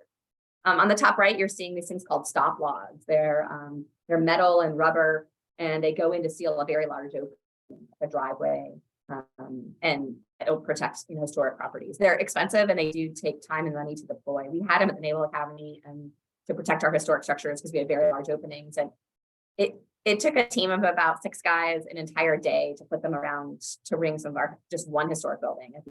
So if I knew a flash flood was coming, when I was the facilities manager, we would call, a day in advance and set them up. So you're not going to do it if it's a flash flood, but you will do it if you know that the high tide is going to be one of those king tides, like higher than normal tides. You're worried about flooding. And the bottom right, I really wouldn't advocate this as, surrounding yourself by earth. I mean, I think it's an interesting one, but this guy does need a driveway. So that's one thing to think about is, while you might have this earthen levee that you've built around your house. What I don't see there, I see he's got a garage and maybe there's some farm equipment there. I mean, he's got to have a way to evacuate if the dam or the levee does break. So I look at that and I think, to me, the weakest part of that is that driveway that has been, filled in. I don't think he's driving over it. So I don't really advocate that. I think that one in the top right is probably the best solution. Once again, it's expensive and it takes time to set up. Other methods of protection. These are before and after. This is a before and after picture here on the top left. It's a historic home with what we call a door dam, and this is one person can set this up. The doors are retrofitted with little slots where you can slide this door in. And the ones we had at Navy at Annapolis, you could just screw it on the top and it would expand a rubber seal on the sides and the bottom to prevent flooding. And I saw a lot of those actually in place when I was in St. Augustine last weekend, and it made me happy that the business owners had just, you can buy those off the shelf. You can just, flood control, residential door dam. How do I do those? And to do them so that a historic property doesn't damage the door frames, it takes the right contractor to be able to work with to make sure you're not damaging the frames of the door to put that in. And obviously though, if this is a wood structure here, the wood is possibly porous if it's not waterproof. So having a door dam isn't just going to help water coming in. You have to make sure the structure is waterproof from here on down so that you're actually holding the water out. So it works best on the buildings that are of a certain type of masonry that is waterproof. Just like the building on the bottom right that's waterproof. These are called flood vents. So these things you're seeing here, they're flood vents that open. And flood vents are great for buildings that are allowed to be wet inside. So we call this dry floodproofing on the top left and wet floodproofing on the bottom right, is that you are wet floodproofing. You're allowing water to flow through.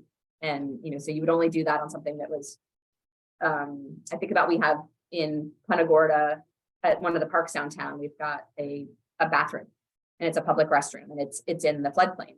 You do need a public restroom there, and you don't want to elevate it because then it's hard for disabled people or handicapped to get up the ramp. So it's got flood vents in it. It's a bathroom. It's built of masonry and it's got tile floors. It is allowed to flood. They're probably going to hose it out when they clean it. So having these flood vents that can open and allow the water pressure to go in, it's just eliminating having that hydrodynamic or hydrostatic pressure pushing against the building, which causes a building to potentially collapse. That's an alternative sometimes.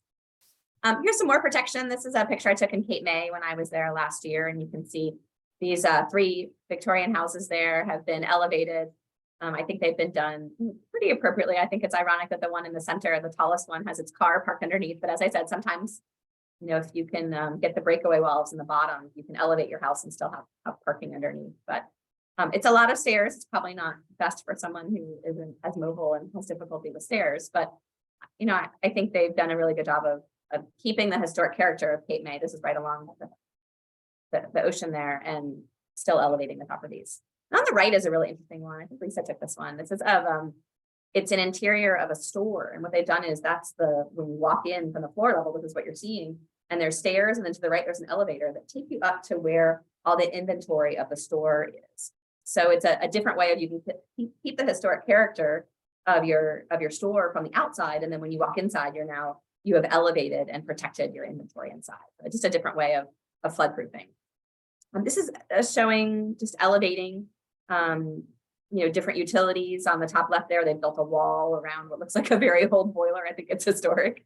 On the bottom left, that's a picture I took in Annapolis. It's actually a watertight door that has an air pressure seal. So it's a really big, it looks like a door on a ship. Of course, it's the Naval Academy. And they close that door, and then they open the tank, and it pressurizes a rubber seal all around it. What's in that is the whole air conditioning chiller unit for a 4-story building that it's very expensive when flooded. So I think that's a kind of a neat water table, but it's inside and ugly and it's behind another door. I just happened to get a picture for this. And then you can see of homes there, there's a water heater that's been, elevated, up above an area in a house, and then also the heat pump that's up on stairs. So those are ways to elevate utilities to protect them from flooding. Structural diversions are the ones that are like really, as I said, really large areas. The picture on the top left is myself in New Orleans when I was there for a conference last year. And those are some of the big flood walls. That wall is actually on rails and it slides across and it protects the historic district on the Mississippi River that happens to be to the right of where the picture is. That is, a huge investment because there are flood walls all around the whole city there. Not just earthen levees, there are very large walls like that. On the bottom left, I love this picture. This is in England and it's showing a beautiful historic seawall that they have put this glass on top. So they're keeping the historic nature of the wall, keeping the view shed, but actually holding back that water from the lake. And this is in the lakes region. And this is during a flood. You can see there's a guy walking down the street and there's cars still going down the road, but it's holding the flood back with that historic flood wall. Obviously, if you do something like that, you have to make sure the historic wall underneath can withhold, the water, the hydrostatic pressure, as well as can hold the stainless steel in the walls. I saw Charleston recently installed one of these glass flood walls as an example to see if it would work. So this is becoming more prevalent. It's only been seen in Europe recently, but we've got a few in Florida that we're actually going to deploy this year and see if they work. And the green one is an earthen levee, and then on the far right is actually elevated streets. So you're elevating the streets, and then there's stairs or a ramp to get from the street down to the level where the shops are. There's a lot of debate about this. I've seen people in Miami say, well, now that we've elevated the streets, all the water runs off, into the sidewalks and into the shops. So anytime you elevate something or wall it off, you always need to pump rainwater out, because you can see that rainwater will go to the lowest part.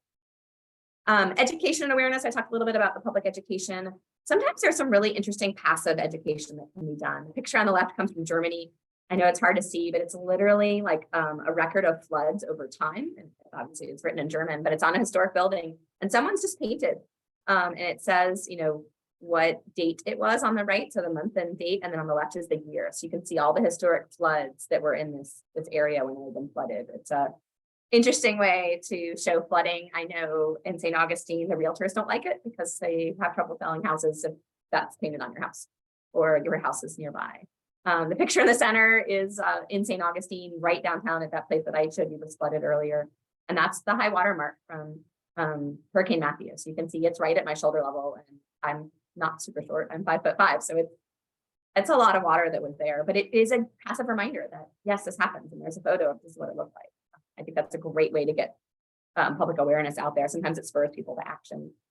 You can have design charrettes like on the bottom right. That's me in the city of Punta Gorda, talking to them about what's vulnerable and actually trying to get some community values, as Lisa and Kimberly talked about, like what's important to you, and what critical assets are there. And it's really interesting how the community will have different community values on things than staff will have. The city staff always comes up with something different, because that's what they take care of the most.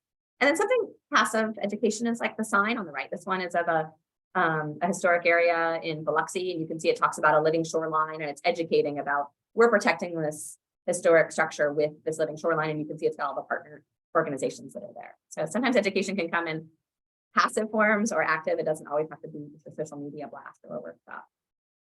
We talked about nature-based solutions for adaptation, and these are just some examples of living shoreline. So one on the top left is some oyster castles, and you can see it's a great way to get, once again, some public outreach by having volunteers. We always try to get, a local high school or a Girl Scout troop or a volunteer organization to come and help with these. And that kind of helps get the word out also, passively. It doesn't require, obviously the volunteer coordination takes work, but then once that's there, people want to tell people what they've been doing. On the bottom left, some people think about this nature-based alternative, but a lot of our historic roadways are pervious. They allow water to drain through. So sometimes, encouraging people to keep that beautiful driveway with, it's a pain to mow the grass down the middle, but that's more of a nature-based solution because you're allowing more water to drain into the aquifer that way and be filtered. And then on the right, the top right is actually in Mississippi. It's some rack or the high tide flooding. That's where the high tide had been during a storm. And then you can see on the bottom right, how just the rack kind of, as it disintegrates, acts as good fertilizer to allow that. Right, so that's it for alternatives. As I said, adaptation alternatives are where my specialty was in my dissertation. But now I want to, go back and focus directly on historic standards. So these are kind of the main guidelines for rehabilitation in the Secretary of the Interior standards for treatment of historic properties. So it's, find an appropriate use. What is the best and highest use for this? Preserving historic character of the building. I think that's obviously you guys understand that. Let's not create any false history. We see plenty of those that are done incorrectly. Preserving significant changes to the building, maybe highlighting them and explaining them. Preserving that historic fabric, which could be the view shed, or it could be the materials that the building is made of. Repairing before replacing in kind. Being gentle. Protecting the archaeological resources, using new designs that are compatible with some of the ones I showed, and that new construction must be reversible. And what we see when it comes to, to post-disaster is, when I'm talking about materials, is that, historic materials can typically dry out better. Your lime-based plaster walls they can be dried out, with humidifiers and fans, versus your gypsum wallboard, which actually has to go because it, wicks water up the walls. Same thing with solid wood floors, encouraging people, hey, don't let a contractor come in here and, rip out your wood floors and put in those, vinyl floors or the Pergo. They won't last. They're going to have to be pulled out again. So I think part of this and that public outreach and education is understanding that if you're going to rehabilitate a historic building, is thinking about keeping the original materials as much as possible. I think that outreach is what we're seeing is really important. And these are just the basic guidelines on flood adaptation. And here's some of the things I showed, planning, that was, the different documents I showed you, and in building codes, the temporary measure, that's the temporary stop logs or aqua dams, site and landscape adaptation. Sometimes we find if you put more trees on an area, or that kind of an earthen berm, if you can make it historically accurate and, put the correct trees there, the trees will actually suck water out of the land. My landscape architect friends in St. Augustine call them straws. Trees are straws. So if you get the right tree, it can wick so many gallons of water out of the land. And it's something we don't think about often. I think in Florida, we say, oh, we're going to plant all these palm trees. Well, the palm trees don't wick as much water as like a large oak does. So talking to someone who is sophisticated in landscape adaptation and architecture, they can tell you which trees are, accurate and are natives to this area that will actually help suck water out of the ground to help, anytime there's a stormwater issues. But then you have to think about lightning, and, healthy trees are important to have. Protecting utilities, I showed those pictures, the dry and wet floodproofing. Filling the basement, this is one we don't see a lot in Florida because we don't have basements, but up north, a flooded basement is horrible. If you have a flood, I had a flooded basement once when I lived in Maryland. You don't want to go down there. It's dangerous. Things can be floating around. You don't know what things are swimming around in there or floating. So filling a basement sometimes is a great adaptation alternative. Just filling it with fill so that it can't fill with water and damage your house. We talked about elevating both new foundations and the interior. Abandoning the lowest floor is an interesting one. Lisa and I saw in St. Augustine, there was a gentleman with a home that was built with hollow terracotta tiles, or blocks. So imagine, we use concrete masonry units now, CMU block we call them, but this house was much older and it was built with these terracotta hollow tiles. Well, he couldn't elevate it like all of his neighbors could in downtown St. Augustine, but what he decided to do, because he really wanted to keep the historic structure from the outside, and the historic preservation officer with the city and the harbor really encouraging him to don't raise the house, let's keep it. He abandoned the lowest floor. So the lowest floor ended up not being any living area, and he was going to put the front door up on the second floor inside. So from the outside, it would look the same, but the first floor, he was abandoning it as far as a living space. I haven't heard an update on that, but it was really, I just love that the homeowner was just so passionate about the home that he was adding on to the back of the house and abandoning his first floor. It was really phenomenal and a very interesting story. And then moving, we talked about relocation also. All right, as we close up here, I want to talk about some of these state and local guidelines on flood adaptation. The pictures on the left are from St. Augustine, which just last year commissioned and published a flood mitigation design guidance for historic residences. And you can see some elevation case studies that the architects drew up as things that were historically appropriate that you could do with the older wood cottages there. In the center, we have one from Schenectady, New York, from their Stockade Historic District, once again, with some really cool drawings of, how elevated building concept, and just hoping that you could get all the neighbors on the same page so you avoid those piano keys. Nantucket, where both Kimberly has worked and Lisa, this Resilient Nantucket Flooding Adaptation and Building Elevation and Design Guidelines. And then Georgetown, South Carolina, there's some examples of stuff. And yeah, I'll send you where to find these guys. We'll talk about that, and I'll put some of those in the chat tomorrow morning when we're talking. All right, so now we talked about pre-disaster. Typically, things don't really happen until you've had a disaster. I mean, as I was saying with St. Augustine and Annapolis, the ones that I'm most familiar with, unfortunately, the public doesn't want to talk about a disaster before it happens, but they're really energized after it happens. So the key is getting that public outreach there before and trying to get it, in their eyes so they don't forget about it. And then maybe getting them resources that they can get to. One thing I've seen post Ian with my sister-in-law who lives in Fort Myers is they didn't have power for a week, and they still don't have internet, and it's been 3 weeks. She was really excited to come to my house and say, because she's like, oh, we have internet. I haven't had internet in 3 weeks. So really consider, if you're putting a lot of your resources online, that post-disaster, people that need them may not be able to get them online. So it's really important to get these things like these fact sheets, where we talked about doing like hangers that if your house is flooded and you have a piece of paper that's on your front door, that probably doesn't help. But think about how you can get things in people's mind before the disaster, so that once you get to post-disaster, we've thought about it. So FEMA has some great guide sheets of after the flood, advice for salvaging, damaged family treasures. The Smithsonian has some really good things for salvaging a historic property, and we can put those links in the chat too. But there are more resources for architectural, and they'll be covered in our toolkit that we give you afterwards. But the Heritage Emergency National Task Force, their goal is to protect cultural and historic resources in the nation's states, tribes, territories, and communities from the damaging effects of disaster. So in addition to assisting museums and other cultural institutions when their collections are damaged, they can help reduce disaster suffering by assisting the public. So if you're not familiar with that, you might want to go to the Smithsonian website, culturerescue.si.edu, and have an idea, and just have that as a back of the brain. And it'll be in our resource toolkit also, but just something to think about. And that's some of their heritage, emergency, and response training teams, the HEART teams on the right, as well as things for public and historic property owners. I think, the National Trust for Historic Preservation does a great job with having people understand this. This is the recent thing that was published a few years ago on how to bring historic properties back from a flood. They've got, the top 10 items. I've already, brought up a few of them. Documenting the damage is important.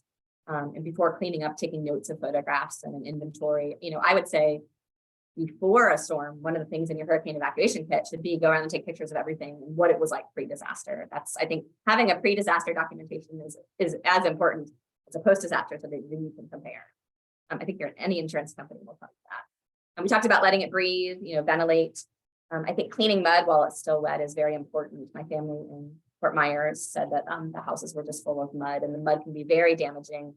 And when it's dry, it's very, very hard to get off. So cleaning it while it's wet is really important. Talked about flooded basements and being aware of that. I think keeping an eye on cracks in the foundation, especially as an engineer, is really important. One way I've seen it done, because I've had historic houses that have been damaged, is they'll put a pencil mark on it with just like a quick date where the crack is, so that then when they check it a week later or a month later, they know if the crack has progressed or not. You can also take a picture and put your finger there, but it's really just a little pencil mark with a photo will help you understand cracks in the foundation, and then if you need to get an engineer in there or not to inspect. I think your insurance company would appreciate that also. We talked about leaving, your interior materials if they're plaster, but definitely getting rid of wallboard. If it's been insulated, spray foam insulation is great because it doesn't actually get wet. But if it's batt insulation, it has to be removed because it will grow mold. And then wood floors, we talked about, your wood floors, your trim, your doors, let them dry. I mean, they do swell, and so they might look out of place, but dry them thoroughly because they usually recover pretty well. An efflorescence is like salt buildup. So if you have saltwater flooding, you've got that salt buildup that will come out of masonry structures, and don't wipe it off. You could damage the building, so you want it to naturally alleviate. So there's just some points directly for historic properties. The ACI, the American Institute for Conservation, has these really cool wheels. I don't know if anyone has one. If you have one, write in the chat, and maybe we can figure out how to, if state of Georgia doesn't have any, it would be great. Maybe you guys could order some and have them on hand. But it's got two sides. And on one side, it's got the, action steps for emergency response. And it talks specifically about historic resources and, how to recover. And, I think I love that the steps, and you can go down the wheel and it talks through them.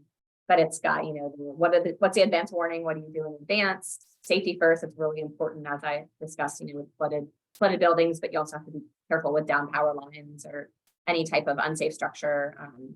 I think that's why, getting started offsite and getting all your materials together. If you have a team that's going out to survey, it's really important to make sure everybody has, they're on the same page and they have the same inspection documents for surveying a building, and then making sure the building is stabilized before anyone enters it. Documentation, it's that HEART team we talked about, it's understanding, it's getting people in the building to document it and understand, what is there. And I think number 6, retrieval is important. I think some people don't understand that sometimes secondary damage happens. We've had instances where there was a storm event and a hurricane, and then about 3 days later, there was another large rain event that then caused more damage. I've seen it in several instances where there's been like hurricane, rainstorm. And if you had gone in and documented what was there and retrieved and protected when it was safe to, you would have maybe eliminated some damage in the future. But I think some people are slow to get there. Let's see, damage assessment, that's, surveying those historic landmarks and getting an idea of, what the overall damage is. And it's great if you have a team assembled of, headed up, by maybe your HARB members or contractors who are specialists in historic preservation to go through and figure out, what exactly the damage is, and helping the homeowners figure out what their salvage priorities are and kind of where to go. I feel like so many homeowners are, they're paralyzed with the shock of what just happened. They have a hard time seeing the damage and they don't know where to go next. So I think that salvage priorities, what do we need to take out of the building? And then just giving them some general, some tricks of, okay, where do we go from here? And kind of the dry out that we talked about. And there are a lot of contractors and people that will go down the streets and just offer, I'll help you clear your house out for this much a day. And if they're not educated on the historic properties or the special materials in them, they will do more damage than was actually done by the storm if they don't protect it.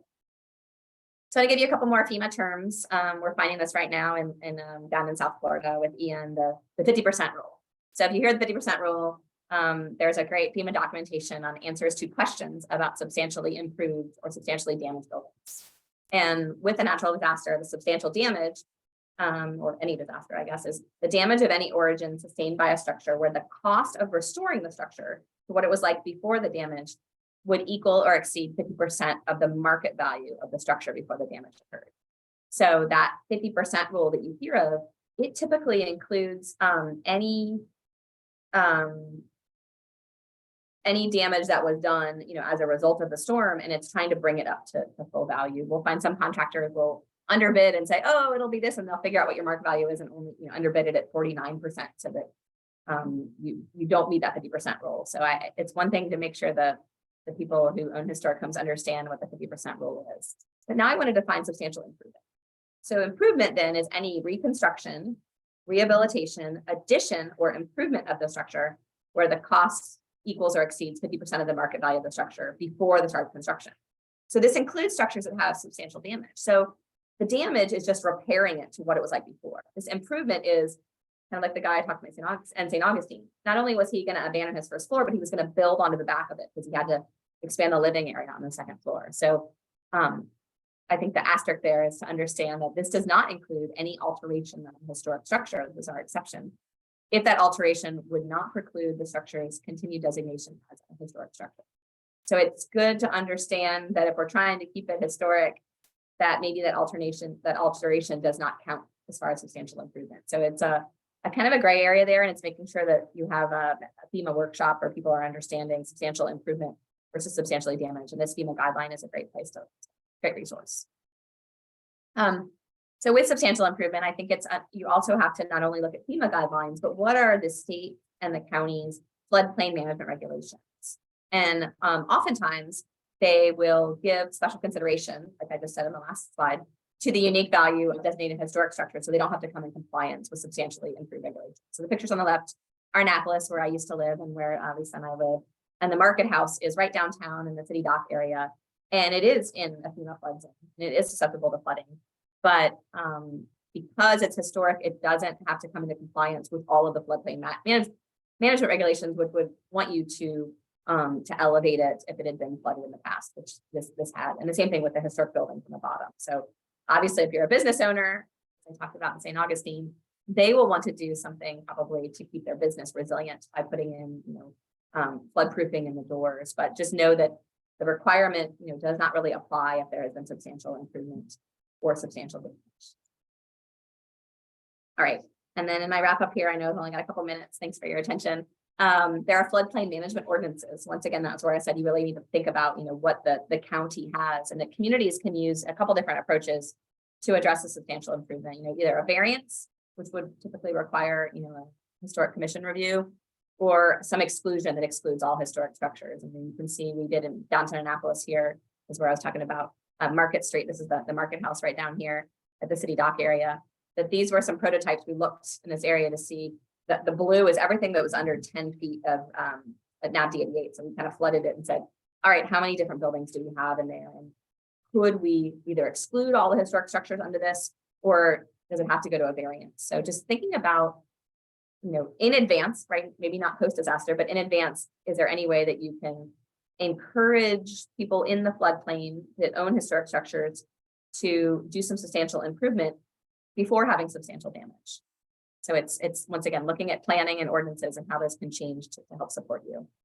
And then the last thing is just, if you've had a disaster, there are people that can help. So we talked about Smithsonian with their HEART teams. We talked about ACI and the disaster wheel, but there's also the International Center for the Study of the Preservation and Restoration of Cultural Property.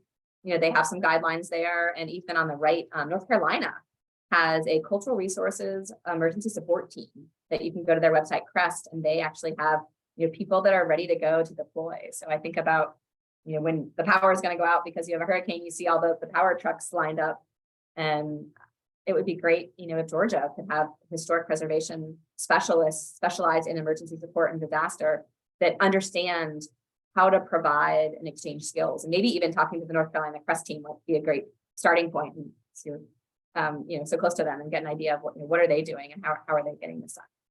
So that's all I have. Lisa and I have, those are our emails up there. If you have any questions on disaster resilience planning, if you want any assistance or mentorship, and Lisa's going to come on, and I'm happy to take any questions in the chat, or you can come off mute and show your face and just ask a question in person. You don't have to type.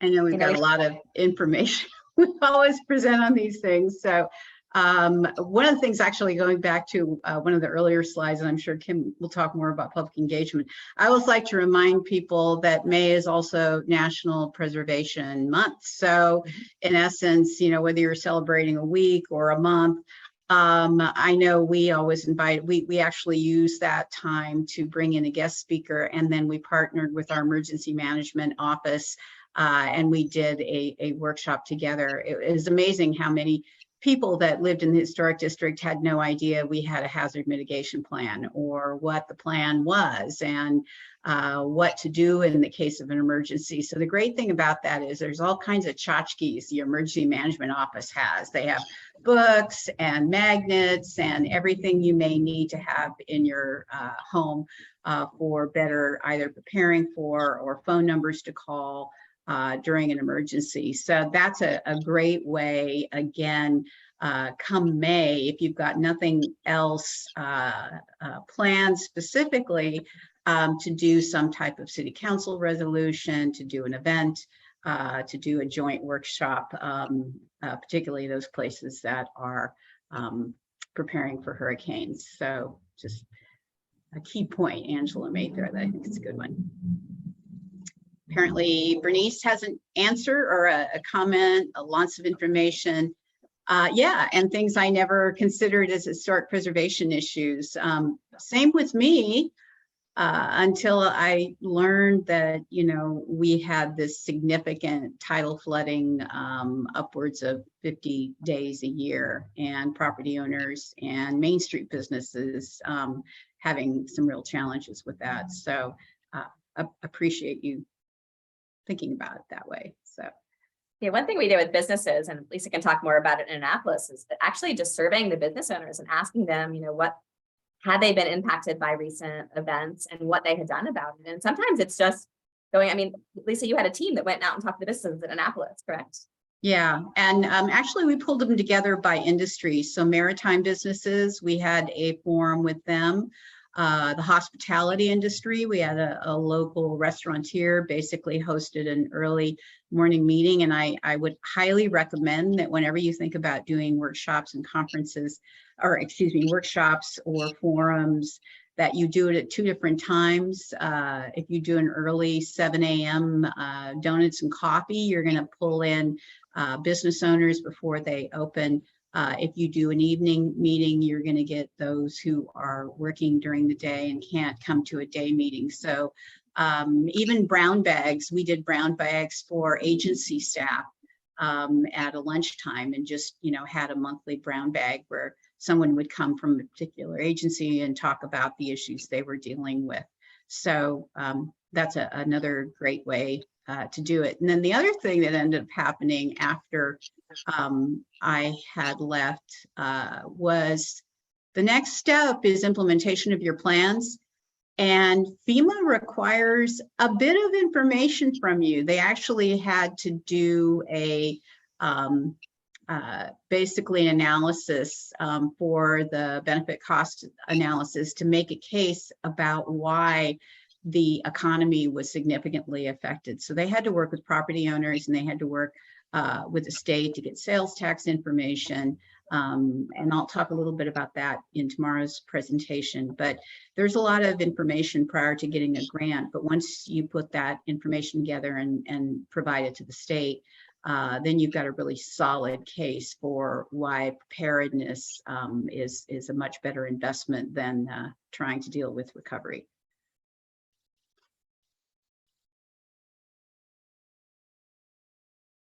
Nantucket had a similar thing in 2019 when I was a student at the Preservation Institute Nantucket in grad school. We did our final presentation. It was not super early in the morning. It was at 9 a.m. but which was early for a grad student. But we had this presentation, and there was actually a lot of business owners. It was one of the first times that Nantucket had actually talked about adaptation and disasters and the future for Nantucket as it's surrounded by water, and is essentially a sandbar in the ocean. But we had one of the business owners who attended, Harvey Young, and he owns a bicycle shop that's been, he's the 3rd generation owner of Young's Bicycle Shop on one of the primary thoroughfares in Nantucket. And he said, you know what, I'm going to stop erasing the floodwater marks that the water leaves on my walls and keep those, because it's kind of cool, and it's wet flood proofed. It's not hurting my wall any. It just kind of discolors it a little bit. And he's stopped repainting that wall essentially, and is leaving those watermarks to show the resilience of his business and how he's adapted that building to take on the water and still be able to operate. Yeah, it's a good point, Kim. And even interpreting that, I know Angela showed the really interesting interpretive plaques. A lot of communities will do. I've been in some in California as well who have interpreted flooding areas with some historic plaques. So that's a good public education tool. But there's a lot of communities you see that they'll put the little plaque, just as Kim mentioned, here's the water line, little plaque. This is what happened with Irma. And you know, it becomes kind of a landmark. You walk into the bagel shop in Annapolis and you see that. So I think it's pretty interesting what communities come up with themselves and business owners to do. Bernice, you asked, yes, you get a complimentary membership in NAPC, and Marie will make sure that information gets out. I think, Marie, do you do that? I'm sorry, just do that through the registrant or through the agency? city? So after day 2 tomorrow, I'll be sending out an email that has links to the recordings and an evaluation, and then included at the very end is the membership offer. And so you would just respond to the email, just letting us know if you'd like to do the 1-year membership. So it goes directly to attendees. Okay, great. Any other questions before we kind of call it a day here? All right. Marie, do I need to do anything else to close out, or are we good? Do you need something else from us today? No, we are good. Just we'll see you in the morning. It's the same exact link tomorrow. And thank you all. Great. Thank you guys very much, and appreciate your being with us all today. See you later.